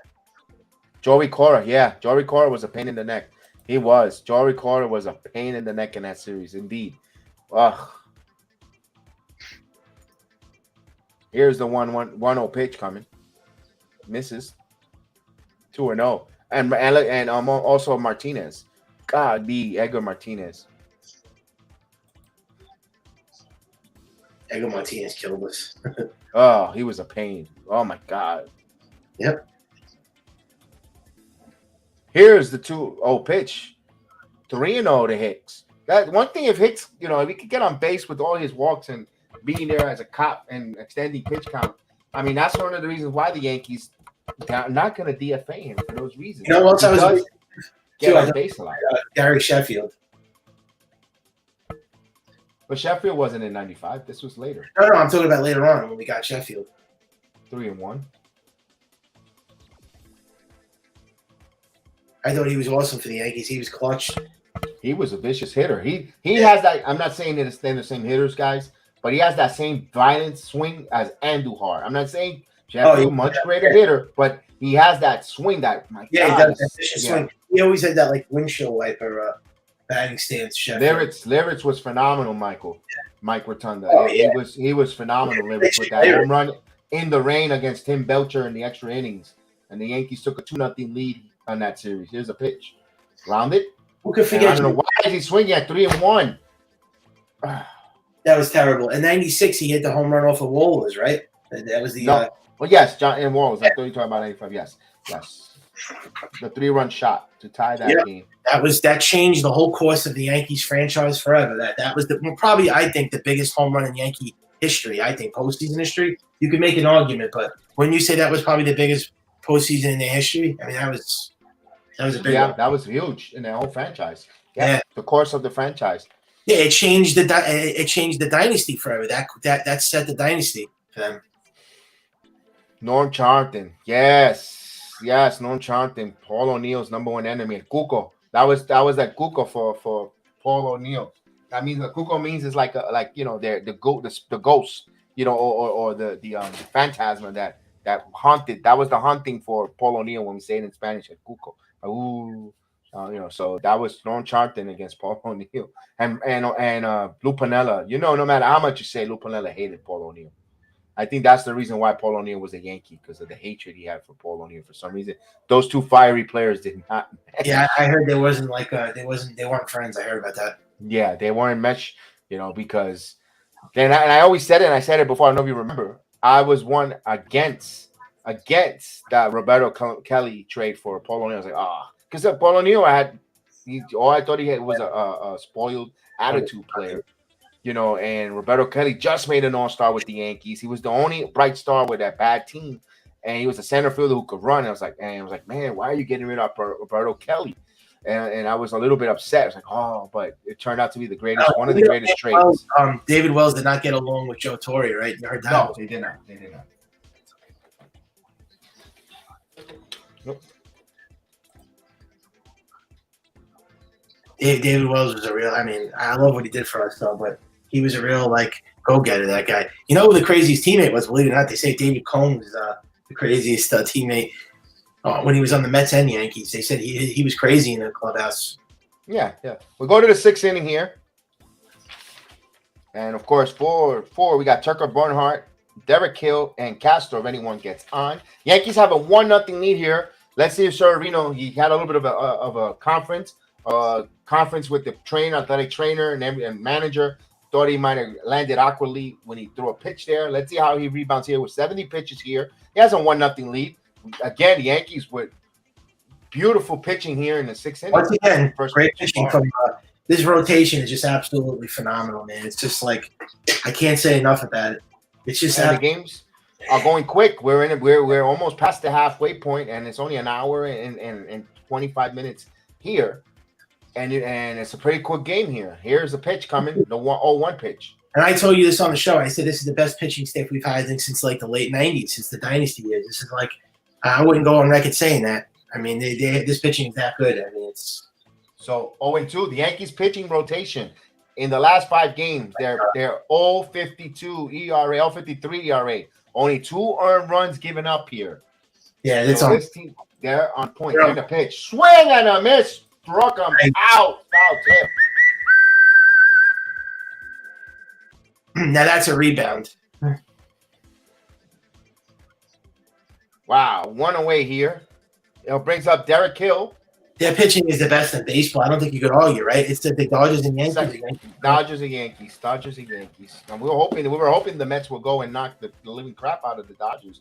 Yeah, I don't know. The best 2 games. Clutch hitting. There were clutch hitting by the Dodgers late.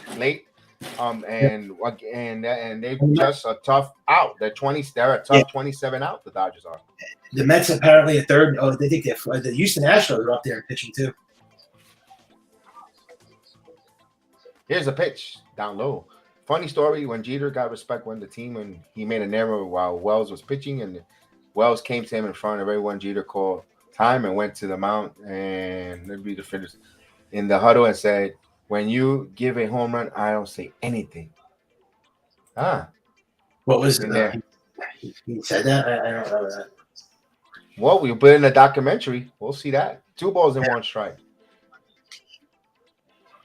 I'm not surprised he would say something like that. So 2 balls and 1 strike here, and Hill, who walked his first time up, and a pitch. I thought that was a strike. That was terrible. Close one. 3 balls and 1 strike. So Sevy with 77 pitches here, 5 and a third of an inning here with just 1 hit so far, and the 3-1 pitch coming, swing and a miss. The count runs full. So that was a nice slider there. Had a nice sharp break there.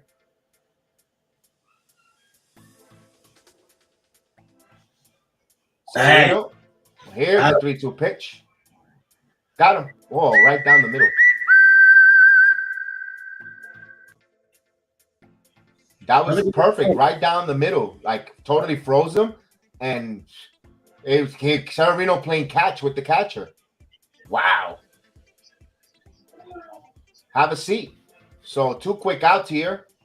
Brings the top of the lineup, Willie Castro, who is 0 for 2 here. Grounded on a fielder's choice. He struck out his first at bat, so he's 0 for 2. Yankees have a 1-0 lead with 2 outs here, and top of the 6th inning, and the pitch. Just missed that one. So the Yankees, Severino's around the corner and not getting the bite of but still, he gets the pitch, ready to go. Let's go. 5 strikeouts on the slide for Severino tonight.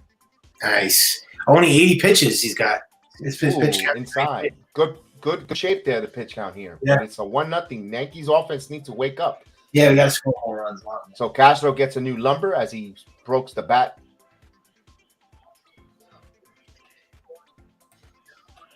Earl, salute. Earl, good afternoon, man. You're coming out tonight. What time are you coming out, Earl?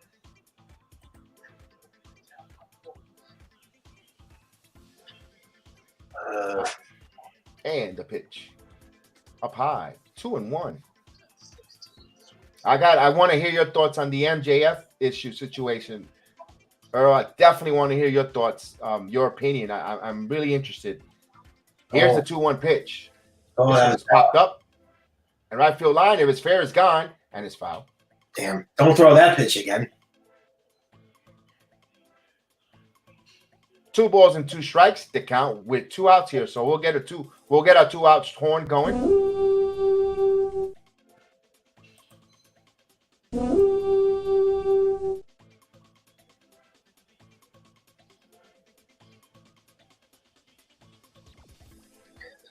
Severino with the 2-2 pitch. Here it comes. Foul again. We'll do it again.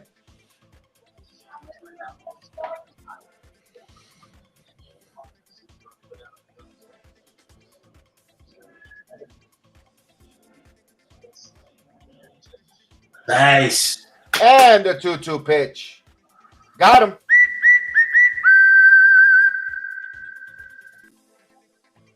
So Sevy with 9 strikeouts tonight, and he struck out the side. 1, 2, and 3 here. We go to the bottom of the 6th inning. 1-0 Yankees. We needed to get this guy some more runs because he is pitching a beautiful gem. Phenomenal game here. Wow. Let me first get this Yankees batting lineup. Let me read here more comments. He's pitching great. 7:30 tonight. All right. Cool. Awesome. I'll probably be wrapping up my program because we're doing after the Yankee game. I got a NXT review before In Your House. I don't know if you're going to cover NXT tonight, Earl. So we definitely would like to know if you are I will be in the chat. I'll try to wrap up earlier as soon as this game. Hopefully this game goes quick. It looks like it's flying through, so I'll probably be on do a quick NXT review around 5:30. Be done before and listen to you guys on the wrestling experience. So it'll be fun.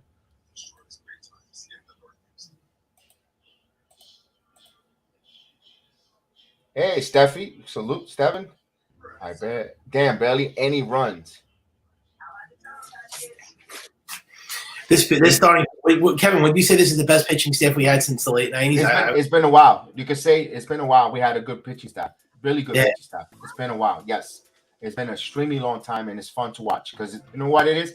They get the ball, they get the sign, they go. They execute the pitching plan, the program that Matt Blake has.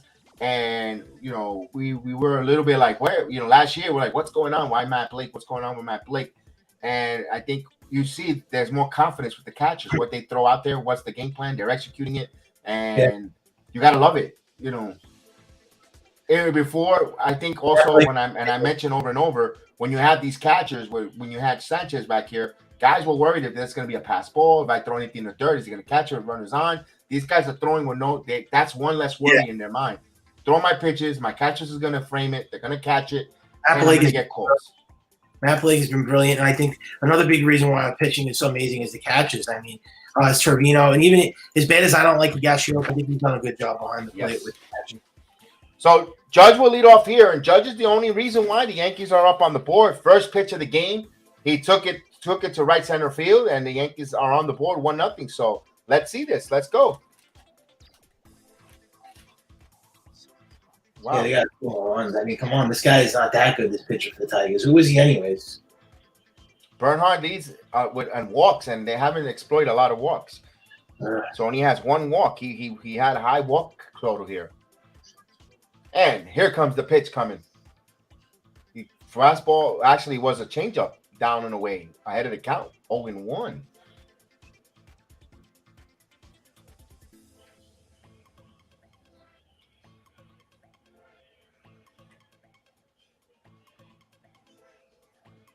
And the pitch down low. So it's 1 ball, 1 strike to count.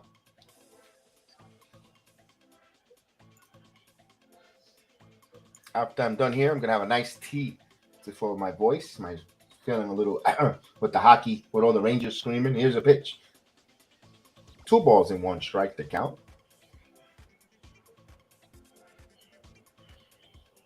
Tea and a cigar, so we could get rusty.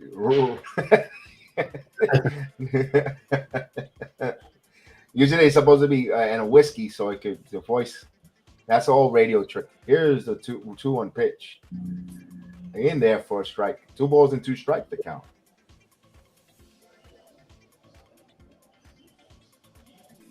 So what time is the reservations in Geno's tonight, Caputo? Well, it's 6 o'clock. We usually go at 6:30. Yeah. 2 balls and 2 strikes to count to judge. They're leading off the bottom of the 6th here, and the pitch. The count runs full, 3-2. Yankees trying to see if they get the leadoff runner on. Yep.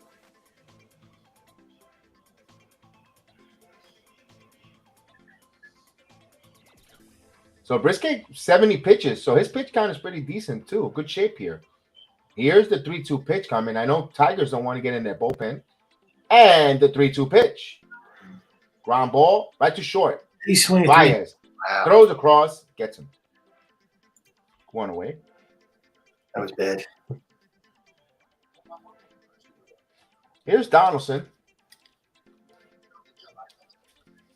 Donaldson is 0 for 2, grounded out and struck out. He's batting .230 with 5 home runs, 15 RBIs. Batting from the right side. Let's see. Wow, Jordan Alvarez signed a 6-year, $150 million extension.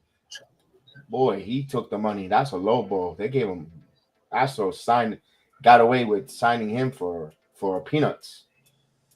0-1 to count. Andujar deleted all his photos he had on his Instagram account, so something's up. Yeah, that's passive aggressive stuff. They all do.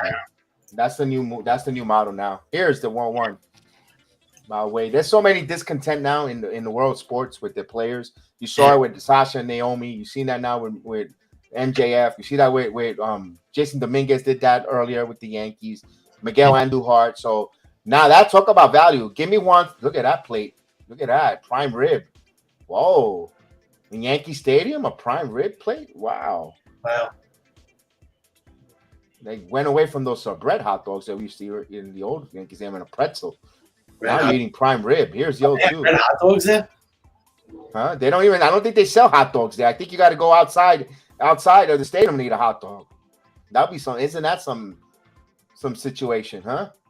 Yeah, I wouldn't get the hot dogs in there. I wanted to try the nachos. Yankee Stadium. Those are Sabret hot dogs. Those are the made in the Bronx Sabret hot dogs. Those are the best hot dogs in the world. You can have your Nathan hot dogs. Give me a Sabret hot dog. Yeah.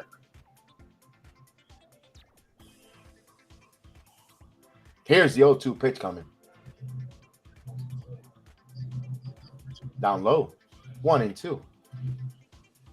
Donaldson's been rusty since he came off the IL. I figured it was going to be, it's going to take some time for him to get back into a groove. Stan got a hit today, so that's good. MVP club ticket. Oh, look at that. They give you a wristband and everything. I want to go to Yankee Stadium on one of those wristbands, man. Here's the 1-2 pitch. Got him. Oh, God. Wow. Yankees aren't. Their offense has been quiet. The offense has been solidly quiet here. Yeah. Let's see if Rizzo gave a ride earlier. Very quiet. It's like their offense is back to being this, The Walking Dead. I mean, it's just. So we need the comeback from Rick Grimes here. Let's go. This offense sucks.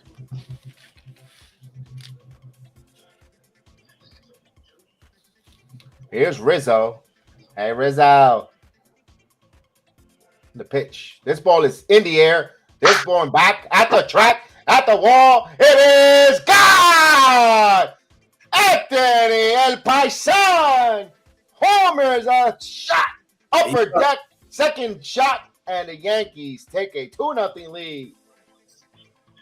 Oh, Rizzo! Oh! Nice.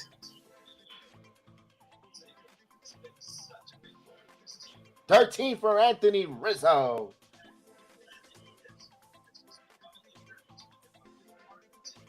Yes, let's go. Nice.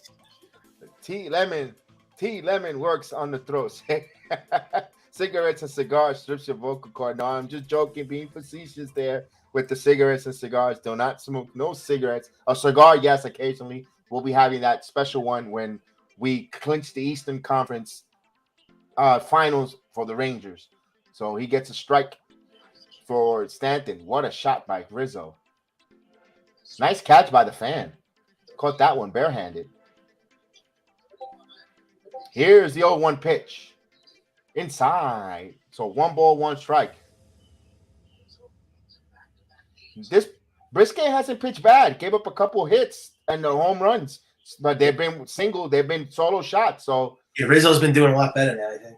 Yes, he has. He's starting to heat up like the month of June. He's really the 1-1 game in April. He hasn't done anything, but now he's starting to heat up more.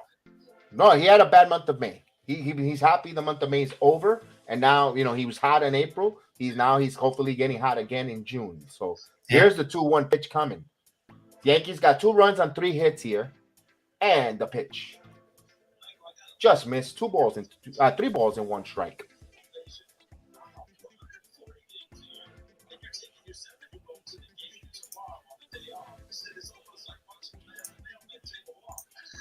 That was a huge insurance run. We still got to get more runs, but that was a big pitch. In there for a strike. The count runs full, 3-2.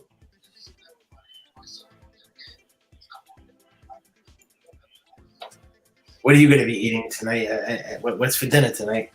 We're having my wife is making a stew called sancocho. Oh, nice. We're having a sancocho. I wish I was there. And the 3-2 pitch. I wish I could. Caught them. That was not strike. That was a walk. Yes. Now I was going to think, can I have some of the stew? I would like to have some stew. The Yankees 1 run on 1 hit on a home run by Rizzo. They leave no one on. They increased their lead with 2-0. Detroit with only 1 hit so far all afternoon. We go to the 7th inning. Yankees up 2-0 here. I got the Severino's got the ERA lowered. It's at 3.04 now. Severino. Yankees ERA is going down. Oh yeah. Down. The gas may be going up, but the Yankees ERAs are going down. Yep. You know what I love on this team too? I think I told you. He's been such a big contributor, and I love him. Trevino. Jose Melo, I think we got some beef. A lot of beef. I think I don't know. I was doing the watch along. I know I saw a lot of different meats being defrosted. So I think there's a couple of beef short ribs with some more with a lot of beef in there. So I'm not too sure until I'm not in the kitchen right now. I'm over here. So cool. Earl's cooking Mexican food. What we got, mole, or are we going with? I love Mexican. Me too.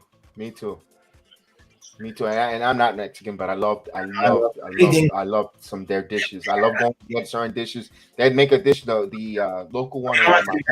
Mexican food. I mean, a lot of people. I want around my home. There's one with a little bit of, I believe it's cactus. They have a little cactus on there with it. It's phenomenal. It's like I can't wait to go to the Mexican restaurant. I haven't gone I haven't gone since Cinco de Mayo. I went Cinco de Mayo. We went to. Do you like enchiladas? Yeah, enchiladas or burritos, different styles. Enchiladas are delicious. Yeah, I love tamales too. Those are good. Tamales. It depends. It's like me personally, being partially Honduran, and tamales got to be for certain people. It's like the potato salad. You don't eat potato salad from everyone. With me personally, when it comes to tamales or pasteles, that stuff. That's another. It's made by certain it's a Puerto Rican, meal or food that we eat around the Christmas time. You don't eat it from just anybody. Your pasteles got to be from certain people who you trust. And same with the potato salad. Here's the pitch from Severino. Download a scope. They're interviewing Roger Clemens, which is nice to see. Oh, well, he's gonna be a jinx. I hope he's not gonna jinx the game. So here's the pitch. Popped up. And this is in shallow right field. Joey Gallo there makes the catch, 4 away. So scope is 0 for 4.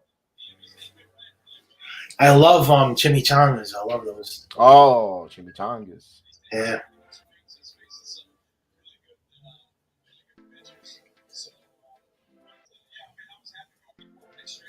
Clemens, you see this here?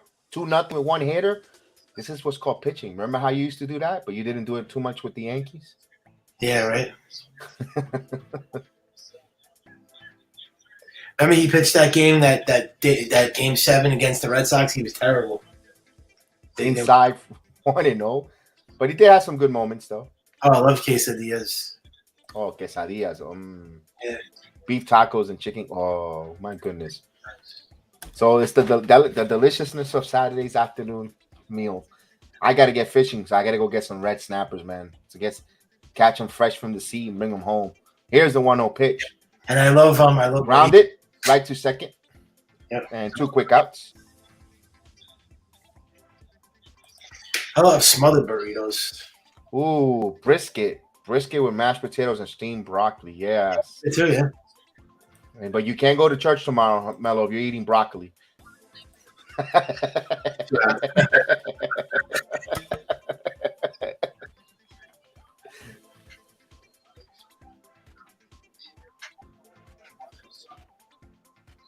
Two quick outs. Here's Miguel Cabrera.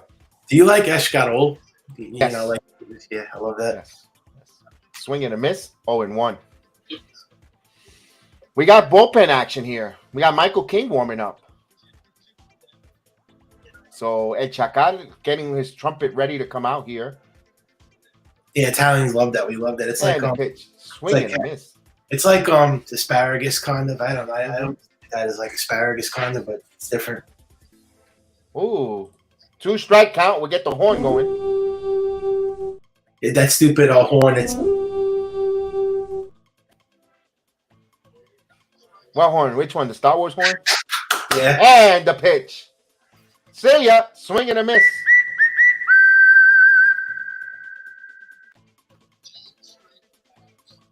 That is a quick 1-2-3 inning. Wow.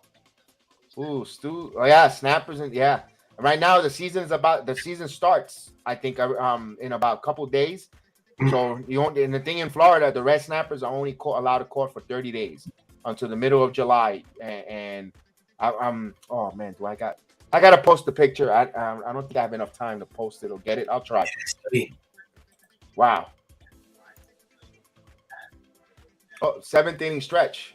So we'll get a 7th inning stretch. Let's get the 7th inning stretch song and whatnot so I can stand up. Right back.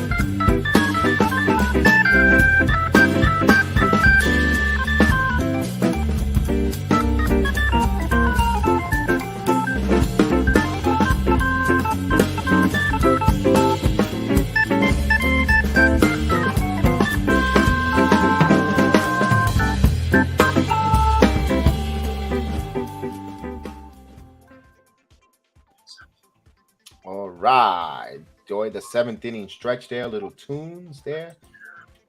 Little jazz rendition to take me out to the ball game. I always like to play here.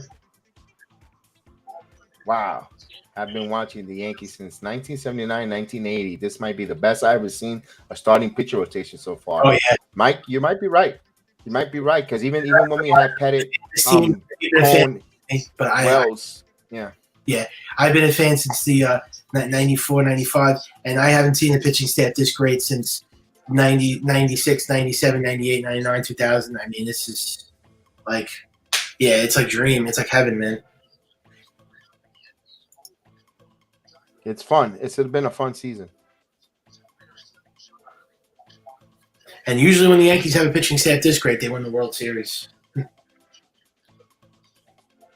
I think this is better than the rotation in 2009 when we had CC, Burnett, Pettit, right? I think it is.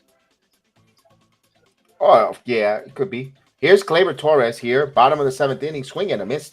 Because I was going to say the best one since 2003 also when we had Pettit, Wells, Clemens, Mussina. Remember that one? That was a good one, too. We got a new pitcher, Jason Foley. No relation to Mick. Every start is an unbelievable start. It's like they give you a chance to win every single game. It's unbelievable. Win or lose, the Yankees pitching is just completely just lights out. It's spellbinding, this rotation. That's perfect. Foley deals the 0-1 pitch. Spellbinding outside to use for this, right? Mm-hmm. 1 ball, 1 strike. Say again? I said their rotation is spellbinding. They're good. Phenomenal. And the Yankees bullpen is 3rd ERA. So here's a 1-1 pitch. And outside, maybe he is related. He's from Belmore, New York, from Long Island. So Jason Foley could be related to Mick Foley. We'll never know. Either way, it's Mrs. Foley's little baby boy pitching with a 2-1 count here. Those that know that, that's a wrestling reference. And it's a foul out of play.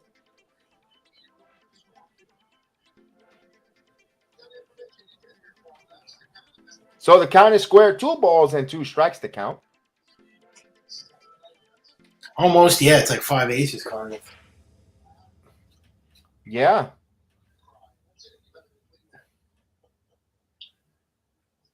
Here's a 2-2 pitch coming. It kind of reminds me of the Braves. And right to the center fielder. If you remember the Braves rotation, they had Smoltz, Glavine, Maddox, and Nagel. And who's the other guy they had? They had another pitcher in the Braves. That was good. Depending on years to years, they always had different. They had Charlie Lebrand. They also, they changed. They changed depending what kind of the year, when they had it. Who was there? Phillies had that great rotation that one year. Steve Avery. Don't forget Steve Avery. Yep. No, Roger Clemens' son is the left fielder. Cody. Here's 0-2 Gallo. Takes a ball, 1-0. And the Phillies had a great rotation that one year. Roy Halladay, Cliff Lee, Roy Oswalt, Cole Hamels. Salute Howard Harrison. Do not trade Andujar. I agree with you there. He has a vicious and violent swing. Don't trade Andujar. He wants to be traded. He said he wants to trade. But you got to find room for him to play here, man. I agree with him. I'm a fan of his violent swing. Man. He's going to be unhappy on this team. Now, he doesn't want to be here. He just said he wants to be traded. He's got it. Here's the 1-1 pitch. You're going to play with a guy that's an unhappy player. He's not going to be happy to be on this team now that he wants to trade out of New York. So, I can't believe they take Gallo and Hicks over Andujar. That's just so pathetic. What a pathetic but he has, like, we were back to, not to go back to that conversation we were having, but he does have merit. He is playing much better than Hicks and Gallo. He is playing what's his problem? Better. His problem is that the way they're using him and they keep sending him down and sending him up. That's the problem. They don't play him. Would you like it if they're sending you down? Yes, 2-2. And also, they keep asking him to change position. He was a third baseman. He learned second base. They ask him, no, you know what? We need you to play left field. He learned left field, and he's playing decent left field. He keeps doing exactly what the Yankees request of him, and he's putting the hard work in, and they still keep yo-yoing him. That's why he's upset. he's an everyday player, and they keep sending him back down to the minors, and that's why he's an everyday player. And if he gets traded to a team, he'll be an everyday player on that team. So the Yankees, should just trade him. I mean, he's not going to get. And then also, Michael, you also got to see that, man. I don't want what happened to Clint Frazier to happen to me. Yeah. And also, like we mentioned, they cost him a lot. He should have won. Here's a pitch, 2 balls and 2 strikes. You cost him the MVP, the Rookie of the Year. Shohei won it. That cost money. He lost that bonus of winning that award. Also, in arbitration, so forth. He's not making that money, and it's about making money. He's getting a little older, and by the time he reaches free agency, he's going to have one opportunity to test the market. And if he doesn't have the numbers to stand on, he's not going to make the multi-year deal or lucrative contract. This is who they wanted to choose. Oh, just like the sun rises from the east, sets in the west. The day follows the night. Joey Gallo strikes out. This bum. This guy's an absolute waste, man. He's good for nothing. He's the worst. He's got the hat trick with 3 strikeouts. This is who they wanted to choose of Andor. This trash can. This guy's a joke. What's going on the rant? I can't stand this guy, man. Calm down. Breathe. USA. Here's Falefa. Yeah, if some talent Frazier has, he sucks on the Cubs. Well, the concussions. We could spend hours talking about that. Here's Falefa 0 for 1. Yeah. Here's a pitch. Grounded. Right to short, second. And it's a quick inning. So Foley, Mrs. Foley's little boy, Jason, gets out a quick inning. We'll go now to the 8th. The Yankees have a 2-0 lead. We're going to win. Let's see if they send Severino out there because they were warming up Michael King here. No, they're not going to take Severino. They can't. He's pitching great. Why put in Michael King? The guy's been awful. Because El Chacal, a.k.a. Boone, might do that. Or he might let him pitch one batter and then gets up for the bullpen immediately. So for the Tigers in the 8th inning, you're going to have Javi Baez, Jameer Candelario, and Cody Clemens. Who's 0 for 11, trying to get his first major league hit. Roger Clemens and his family all in attendance in Yankee Stadium to see if Cody Clemens gets his first major league career hit.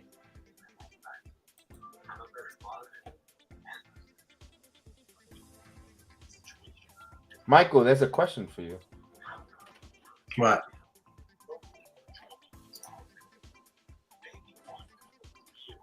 I don't know. It says, Mike, what does Munson, Manley, and Jeter all have in common? They were captains? I don't know. You are correct. AJ Marshall, what's up, man? Salute. Good to see you this afternoon here. The Bulls are getting louder and louder, especially Andujar, who's been the fans are kind of rallying around Andujar. He keeps grinding and working his rear end off and proving himself. Yeah. So, Michael, did Mike Rotunda, did he win the contest with the trivia question?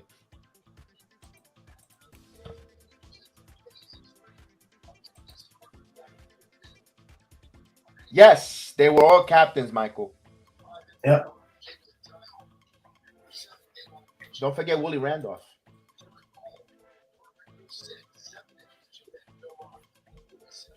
Wow, the Yankees. Wow. So 7, 9, 10 hits in the last four starts. Wow. You have Severino in this game? Mike, you're frozen. I'm frozen? No, say it again. Is Severino still pitching? Yes, he's still out there. Shows Michael King's out there. I don't know why, but no, Michael King is out there. You're right. Sorry. Wow. Okay, Aaron Boone was freaking. I don't agree with this move. Yeah, I don't agree with this move. He's an idiot, this guy, man. Why are you going Michael King for? We could agree to disagree on that one. No, not. Let's see. I would have made him go one more inning at least. King has been struggling here, but let's see. Why do you put in Michael King?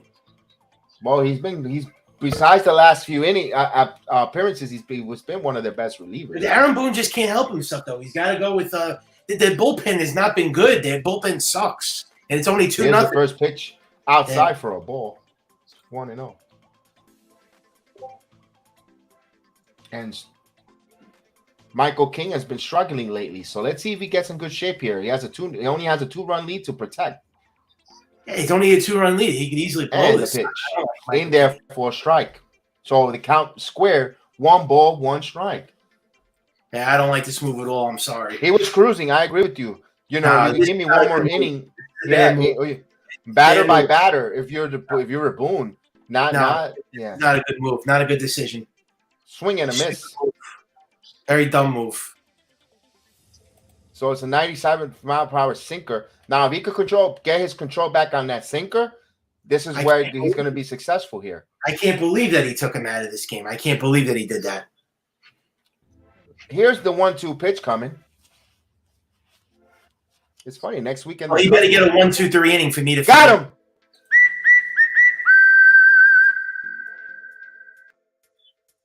Wow, Baez with also a hat trick. He's telling hold my beer to Joey Gallo in strikeouts. 3 strikeouts for. And you get 1-2-3 inning, and then Clay Holmes is going to close this game out. Wow, Clay Holmes is filthy. Here's Jahmir Candelario. He had a little trouble in that game against the Angels. He was hitting guys, I guess, because he had a lot of rest, but he got out of it. All right, top of the 8th inning here. 2-0 Yankees here. So the Yankees tonight, this afternoon, with 2 runs, all on the home run shot. Here's a shot to left field. Hicks is there and makes the catch. So 2 quick outs. And that will bring up Cody Clemens. Cody Clemens looking for his first hit here. He's got his whole family attendance, Roger Clemens and his family, his brother and Clemens' wife there in the luxury box. So he's 0 for 2 here.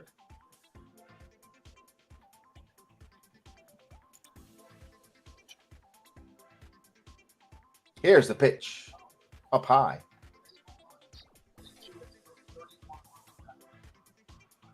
I would have loved the Yankees to be up by more and have Clemens get a hit. But we hope good luck to that kid, but hopefully not against the Yankees here. Here's the 1-0 pitch. King about to deal. And the pitch. Yeah, 1-2-3. This ball is hit center field, and Judge is there, and he makes the catch. So King works a 1-2-3 inning. So as much as we critique that move, that was a smooth inning for King. We go now to the bottom of the 8th inning where the Yankees have a 2-0 lead here on the BX Sports JEDI Network. The Bombers Strike Banks watch along and play-by-play. Remember, tomorrow the game is at 11 o'clock in the morning on Peacock. No watch along. I'm not able to do that game. That's too early. I've got to be somewhere else and more important right now. Sorry, I understand, but won't be able to do that. But we'll be here for game 3 of the Eastern Conference Stanley Cup. Yeah. Eastern Conference Finals, the Rangers, Tampa Bay Lightning. Yeah, I'm going to be watching that game over my friend's house tomorrow. So you won't be on the pre-stream with us? Unfortunately not. I'm watching it later. I'll be watching it later. Mike, yeah. I haven't seen them. I'm supposed to watch them with Chef Dan. And that's 3, so I could binge watch 3. I will be excited to watch it, Mike. I heard it was phenomenal. I should have watched it, but I made my word to Chef Dan to watch it, so I have not watched Kenobi yet.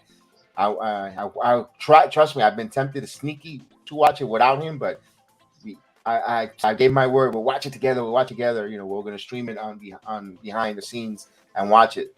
Oh man, I cannot wait. I'm pretty sure it's going to be great.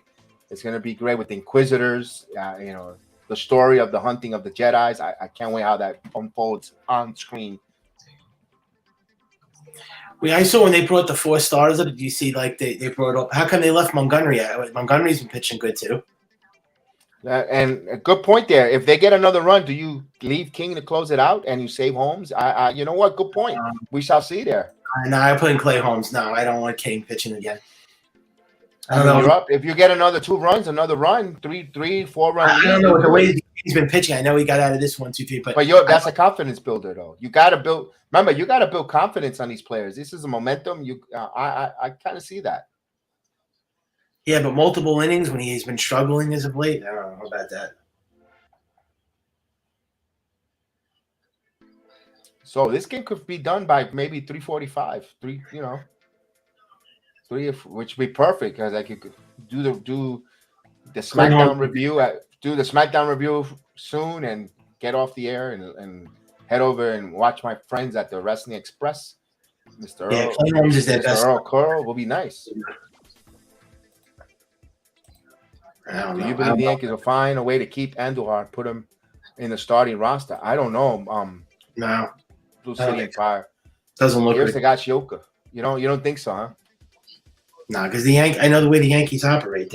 They're going to keep him in the minors and then they eventually trade him. That's what they always do. They got time here before they got 30 days, about a little over 30. Here's a pitch.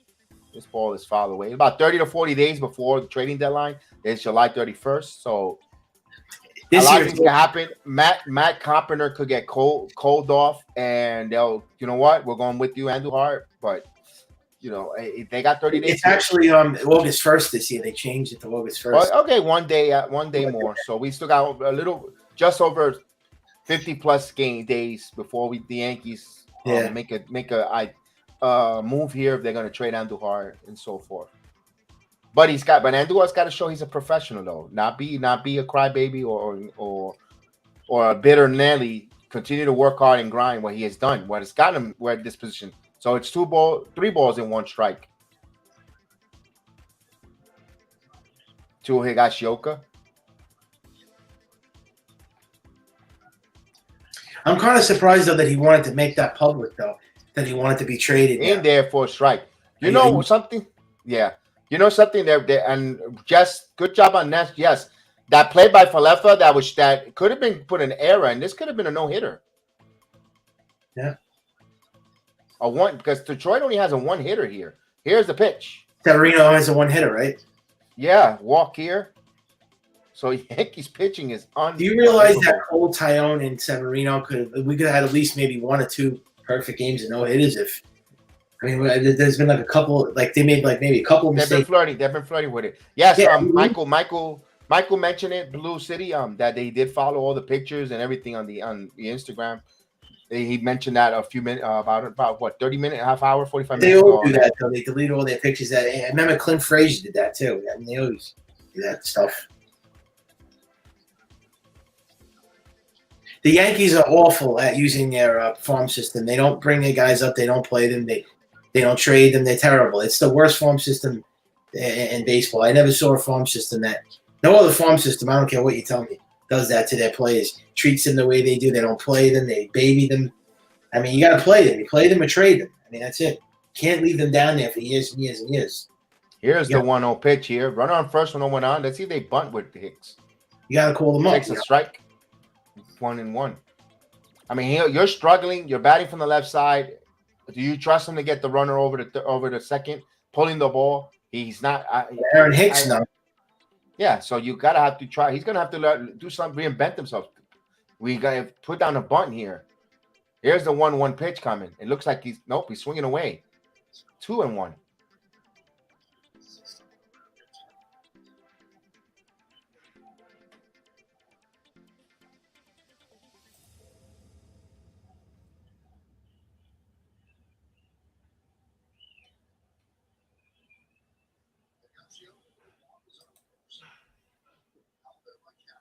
And Jimenez ready to deal the 2-1 pitch and the pitch. 3-1. Now he swung last time on a 3-1 and he weakly grounded. What if you're the Yankees? I'm giving him the sign to take another pitch. You're gonna have one. You're gonna hold until 3-2. You got Judge coming up, man. You need base runners.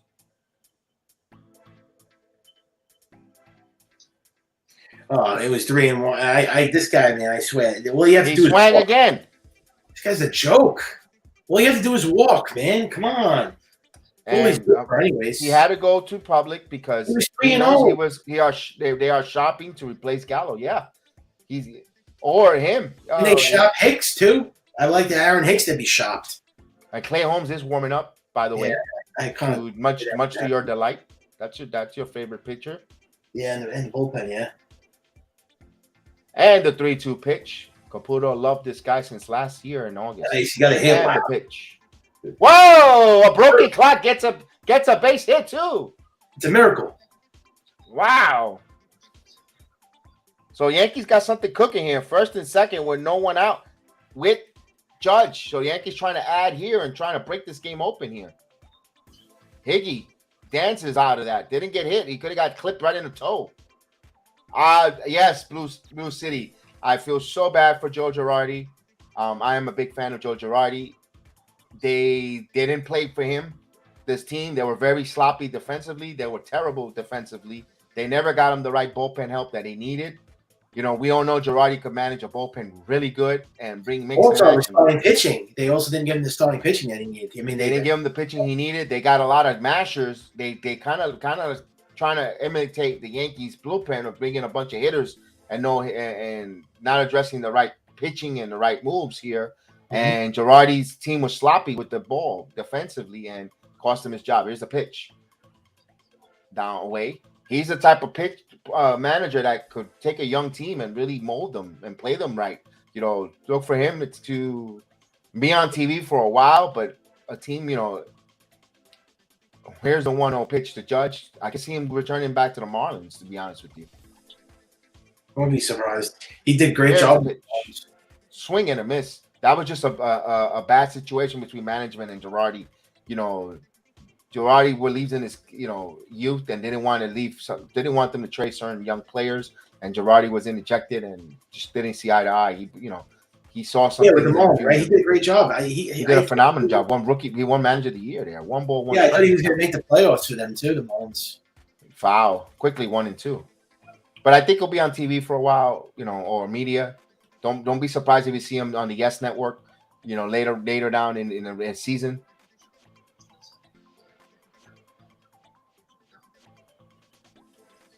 I mean, yeah. I mean, he just didn't make the playoffs to Phillies or all the Marlins too. But I guess you got to give him the pass to the Marlins because he did a great job with a young team. That's all. Here's the 1-2 pitch coming. 2 balls and 2 strikes. Now, if the Toronto Blue Jays fail to make the third wild card, I can see Charlie Montoya being replaced by Joe Girardi. Yeah. Did the Yankees players like Joe Girardi when he was there? Did they like him as a manager? The only one he had an issue, which I might be wrong, I heard was Sanchez, because he just, from a former catcher, he saw when the catching wasn't up to par. You're not playing. Here's the 2-2 pitch coming. And the players like Girardi, right? And Pena backed up Girardi's claim. He says, "Hey, I'm a next catcher too. I'm seeing some flaws in Sanchez, and please, we need him to." And Pena left. That's why they didn't retain Pena as a coach, as a bench coach or any coach here, for that same reason. So, or he didn't see it. And Pena trying to get to Sanchez to block some balls in his defensive matches, and that's why they were no longer managing here. And the voice said it got stale. Nonsense. It's because of that back and forth with they believed a lot in Sanchez here. 2 balls and 2 strikes to count. I was going to say, what do you think the players think about this guy, this Aaron Boone? You think they 3-2. I think they like him. Believe it or not, as much as we. You bet the over at 8.5. I told you to take the under. I swear. I don't know if you were here in the starter. I said I think they're gonna fall short. Take the under. I mentioned it earlier, but remember, that's why I always say bet with your head, not over your head. Be smart. So here's a 3-2, the payoff pitch to Judge. Wow, bases loaded, no out. Bases loaded, just missed out that pitch. Okay, now if we blow this game open, then I would say you don't have to bring in Clay Holmes. But it's Donaldson here. Yeah, he hasn't been good. He strikes out too much to my liking. I didn't realize. I didn't realize until he came to the Yankees how much this guy strikes out. I didn't realize he struck out so much. Well, it seems that it's with the Yankees because he supposedly his narrative coming in was he doesn't strike out a lot, bat to ball, contact hitter, all that nice good stuff that we were excited about, and he hasn't lived up to par with it. We have a pitching conference here. Strike out when they come to the Yankees because it's the expectation. Oh, maybe it could be that they're pressing a little more. Yeah. We have a conference here right now. We got Chafflin warming up. Chafflin, doesn't he look like Abraham from the Walking Dead? Yeah, he does. We need a Negan to come in here and bash. He's been great in the clubhouse. I heard Donaldson with the players. They love him in the clubhouse. Here's Donaldson, 0 for 3, grounded out and 2 strikeouts. Yeah, his average is terrible. Man, you got to get that average up. We got runners in scoring position with no bases loaded with no outs. All we need is to manufacture a run. If he's not going to come through, we need a fly ball deep. Yeah, sacrifice. And Donaldson career with the bases loaded is 378 with 5 grand slams. Let's see. Here, the pitch outside gets away, but not too far. I think a sacrifice fly would do it. 1-0. He's ahead of the count. 1 ball, no strikes. If you're Donaldson, you're making your way. I'm giving the green light. I'm giving the red light until you get 2 strikes. You're swinging at 2 strikes, man. This guy, it looks like he hasn't thrown any strikes. All hitters here, you're not gonna get. You're gonna make this guy beat us. You're not gonna beat. You're not gonna help the Tigers. Yeah. Here's the pitch. 2-0. Oh, they called that one a strike. Ooh. Yeah, they rested LeMahieu and Trevino, right? I mean, of course, Baron Boone has to be ready. That's fine because tomorrow's 11 o'clock early game. You know what? You gotta have rest. You gotta keep everyone fresh. You're winning. You got to get everyone involved. This is a 26 roster performance that the Yankees. Here's the pitch. But he always foul. You know what? He always rests guys, no matter if they're great or bad. 1 ball, 2 strikes. He loves the rest roulette. That's what this team is about. It's analytics. So Rizzo is on deck. You can't have Donaldson strike out here. He's got to make contact.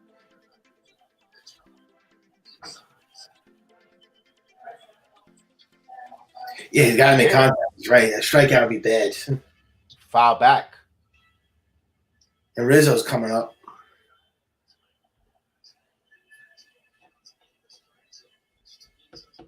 As the crowd's starting to get pumped and excited in Yankee Stadium here, they smell blood in the water. Yep, have a chance to blow it open.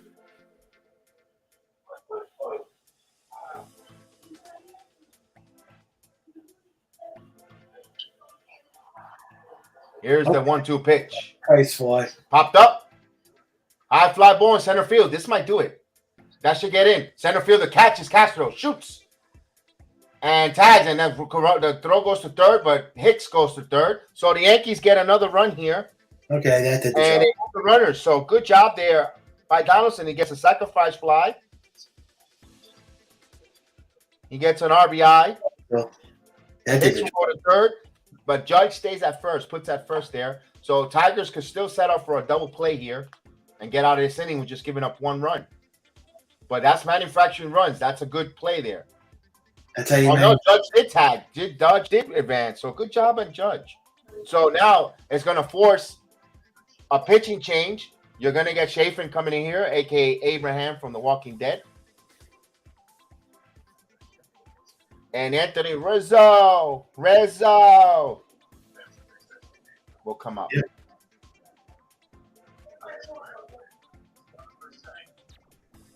Yeah, he did his job. Great job.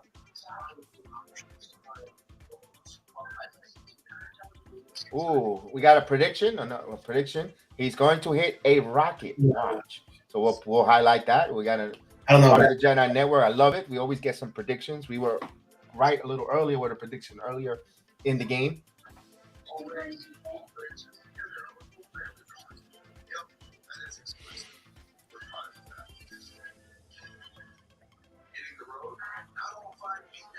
They are pitching change break here. Yankees trying to bust it open. A run is in here, increasing their lead. They have 3 runs on 4 hits, but they have second and third with 1 out. I wonder if they're going to play the infield in, because if you walk Rizzo, you got Stanton. Pick your poison. I'm not worried. We got this game. Caputo, you're confident. Wow. Yeah, what? What's going on? Hold on a sec. Yep.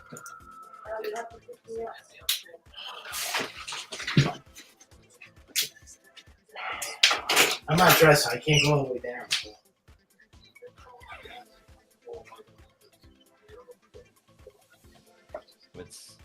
Let's mute his microphone because we don't want to know that he's dressed. Michael Caputo, TMI.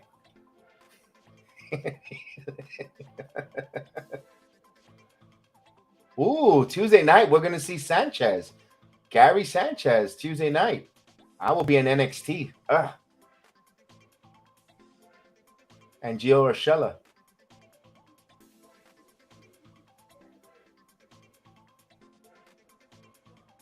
Andrew Chafin coming in here. At this point, yes. And in this situation, if you want to take the lesser of the demise, you go with the double. You go with the strikeout right in the double play. I agree with you. Here's Rizzo. He's 1 for 3. He hit a homer last time up. He's RBIs, 35 in RBIs, one of the top 5 RBIs getters in the American League for Rizzo. Having a good season and RBIs wise and power numbers, but he needs his batting average to get right. He's 0 for 5 against Andrew Chafin. He has 3 walks though, so he gets steps in there. Infield's coming in, so that helps you as a hitter. Here's the pitch, down low for a ball, 1-0. It would be great to get these both of these runs in here. Make it 5-0. Yes. As the Let's Go Yankee chant. A base hit will bring him 2. The infield's draw in here.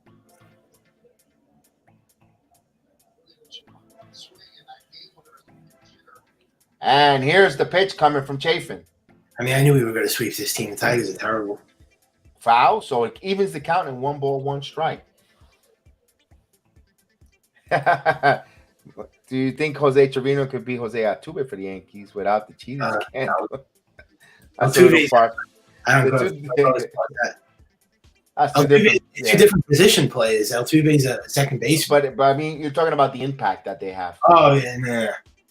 I love 1 ball, 1 strike. I understand what his question was. Here's the pitch. Swing and a miss, 1-2. So 2 strikes here.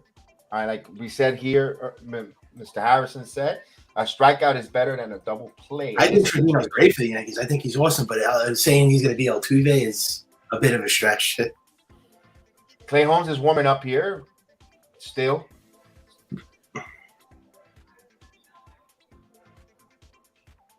So the 1-2 pitch coming and the pitch. Swing and a miss. That was awful. Chafin got out of that one. Well, looks like Clay Holmes is going to close the game. I guess.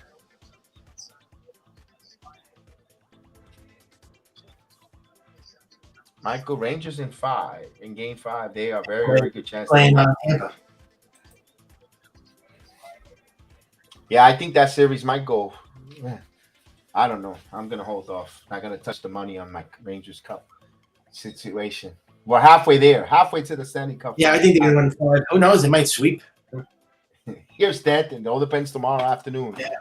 I know when I'm done, I'm going to come running back home. Here's the pitch in there for a strike. I think I might have to change my prediction to the Rangers in 4. Not yet. Don't touch the money. Oh, if they go 3-0, then don't touch the money, my friend. Don't touch the money. 1 shift, 1 period, 1 possession at a time if you're the Rangers. Here's the 0-1. Wow, Stan's going to really strike out. Wow. Oh, swing and a miss. Quickly 0-2. Come on, Stanton. Maria's watching. You got to hit. You got to get a hit from Maria, right, Maria? You need Stanton and get a hit for you.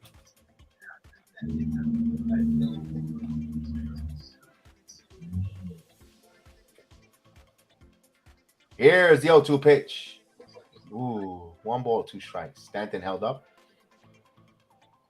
I hate comparisons. I hate comparing plays to other plays. I never like comparisons. Michael, you'll never have to worry about anybody comparing to you. There's only one Michael Caputo. No, I don't.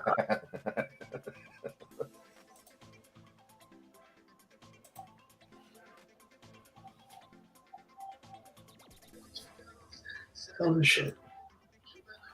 Here's the 1-2 pitch coming. And the pitch. This line. Oh, caught by Javi Baez. Took away a 2-run RBI there from Stanton. He hit it hard.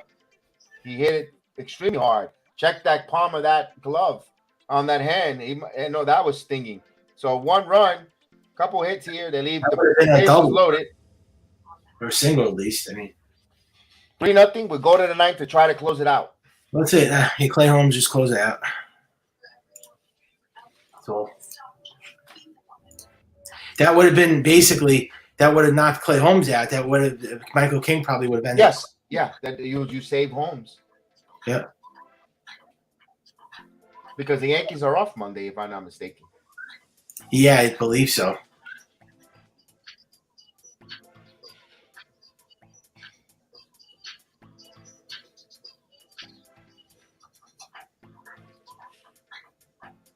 Don't forget, I will have the talk afterwards with Caputo on the birds and the bees.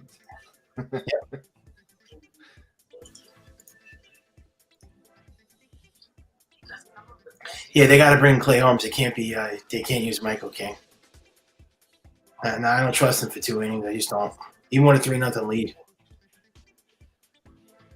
How the tides change. You wanted him to close a couple weeks ago.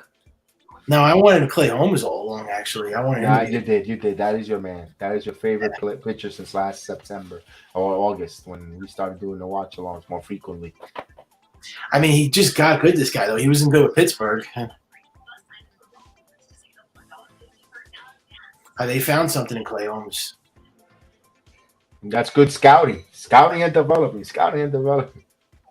Where is our main guy? He has not been around. I wonder if he's bothered with the network. I haven't seen my main man. The Pope of Sports. I don't know what entertainment. Yeah, he's not around. Shout out to my main man, Pope of Sports. Mr. Scouting and Development. This is too late. This is too early for him. He usually likes to come on later. But I don't know what's been going on with him. I don't know. Okay, hope he's doing well. Now, hope all well wishes to the Pope of Sports and Entertainment. Oh, so your main man is here. So what a happy! You got the Rangers winning last night, and the Yankees. Now you're going to see Clay Holmes try to close this out, man. And then Gino's at 6:00. Man, you're swimming in it, man. Oh, yeah, Clay Holmes is closing. All right, so let's get this 1, 2, 3.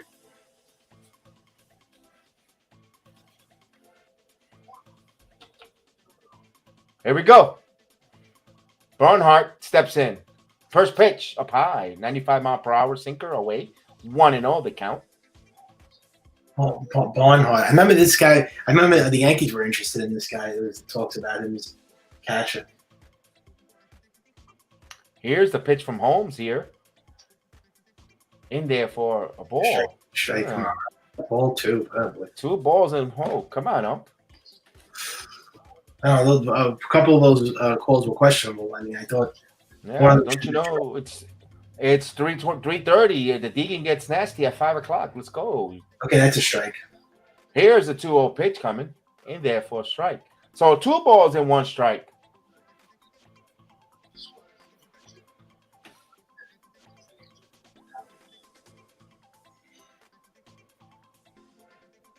Two balls and 1 strike to count here. Yankees up 3-0. That we are in the 9th inning. Clay Holmes could throw. He gets up like 100, right? Yeah. So 96-mile-per-hour sinker. 2 balls and 2 strikes to count, and he's not going to reach 100 over 100 with that sinker. If he throws a 4-seamer or 2-seamer, yes, but without those go 100, yeah. When he throws a 4-seamer, yeah. So it's a 2 balls and 2 strike count here on the number 8 hitter Bernhardt, Yankees. And the pitch. Yeah, inside, the count runs full, 3-2. To Bernhardt, the number 8 hitter.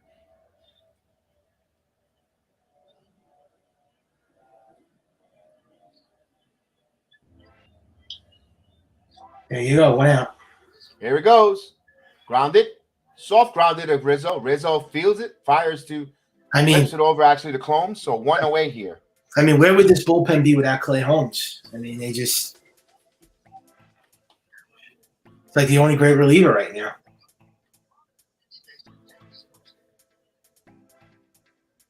We got a pinch hitter, Torkelson. So I thought Torkelson was send down to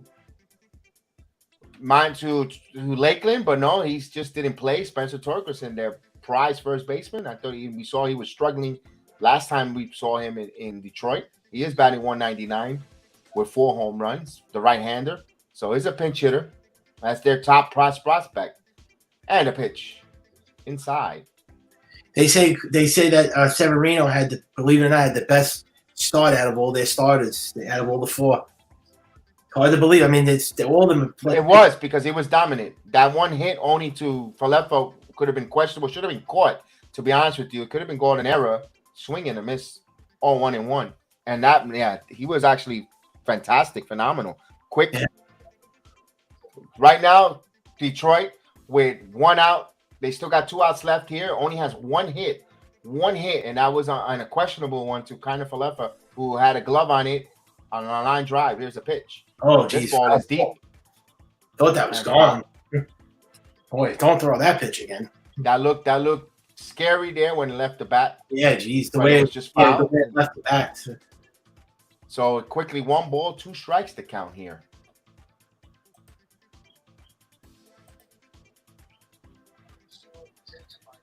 They play in Tampa, Maria. They play tomorrow at 3:00 in Tampa. Nice. Yeah. And a pitch. Swing and a miss. Got him.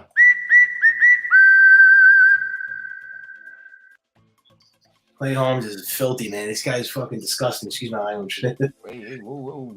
We got Detroit down to the last out.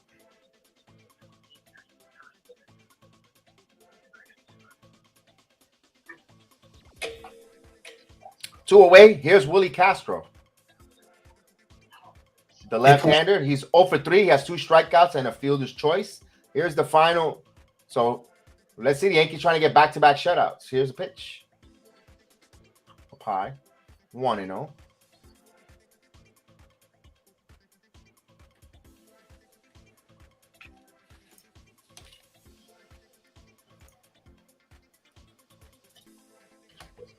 That's it.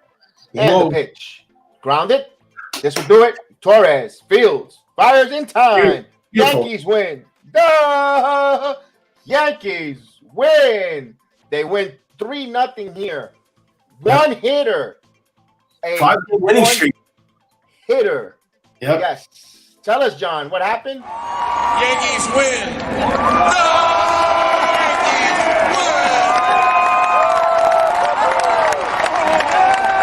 Exactly what happened.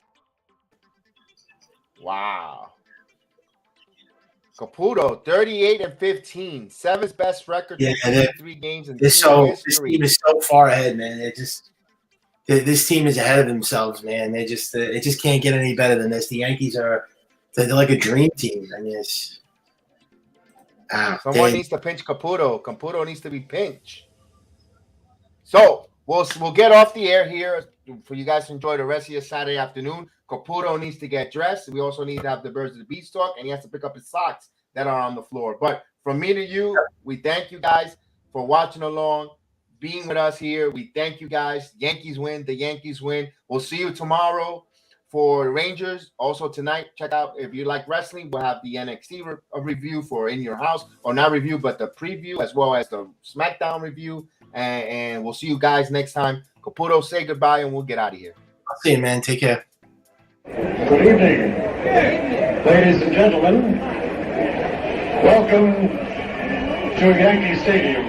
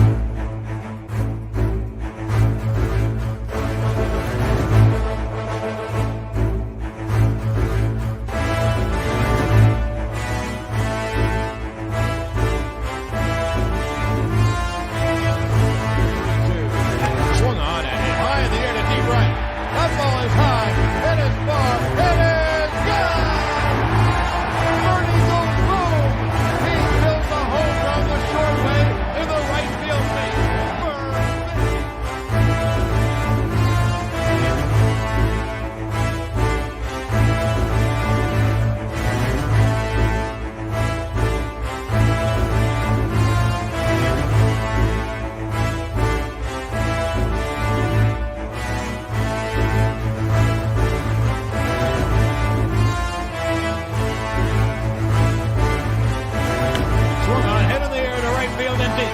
It is high. It is far. Ladies and gentlemen, here are the lineups.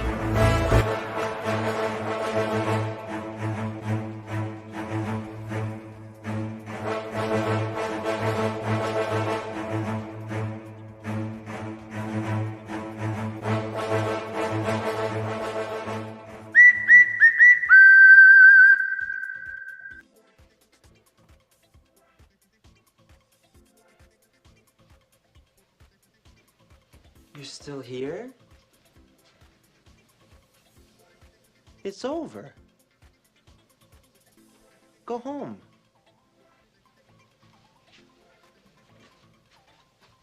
Go.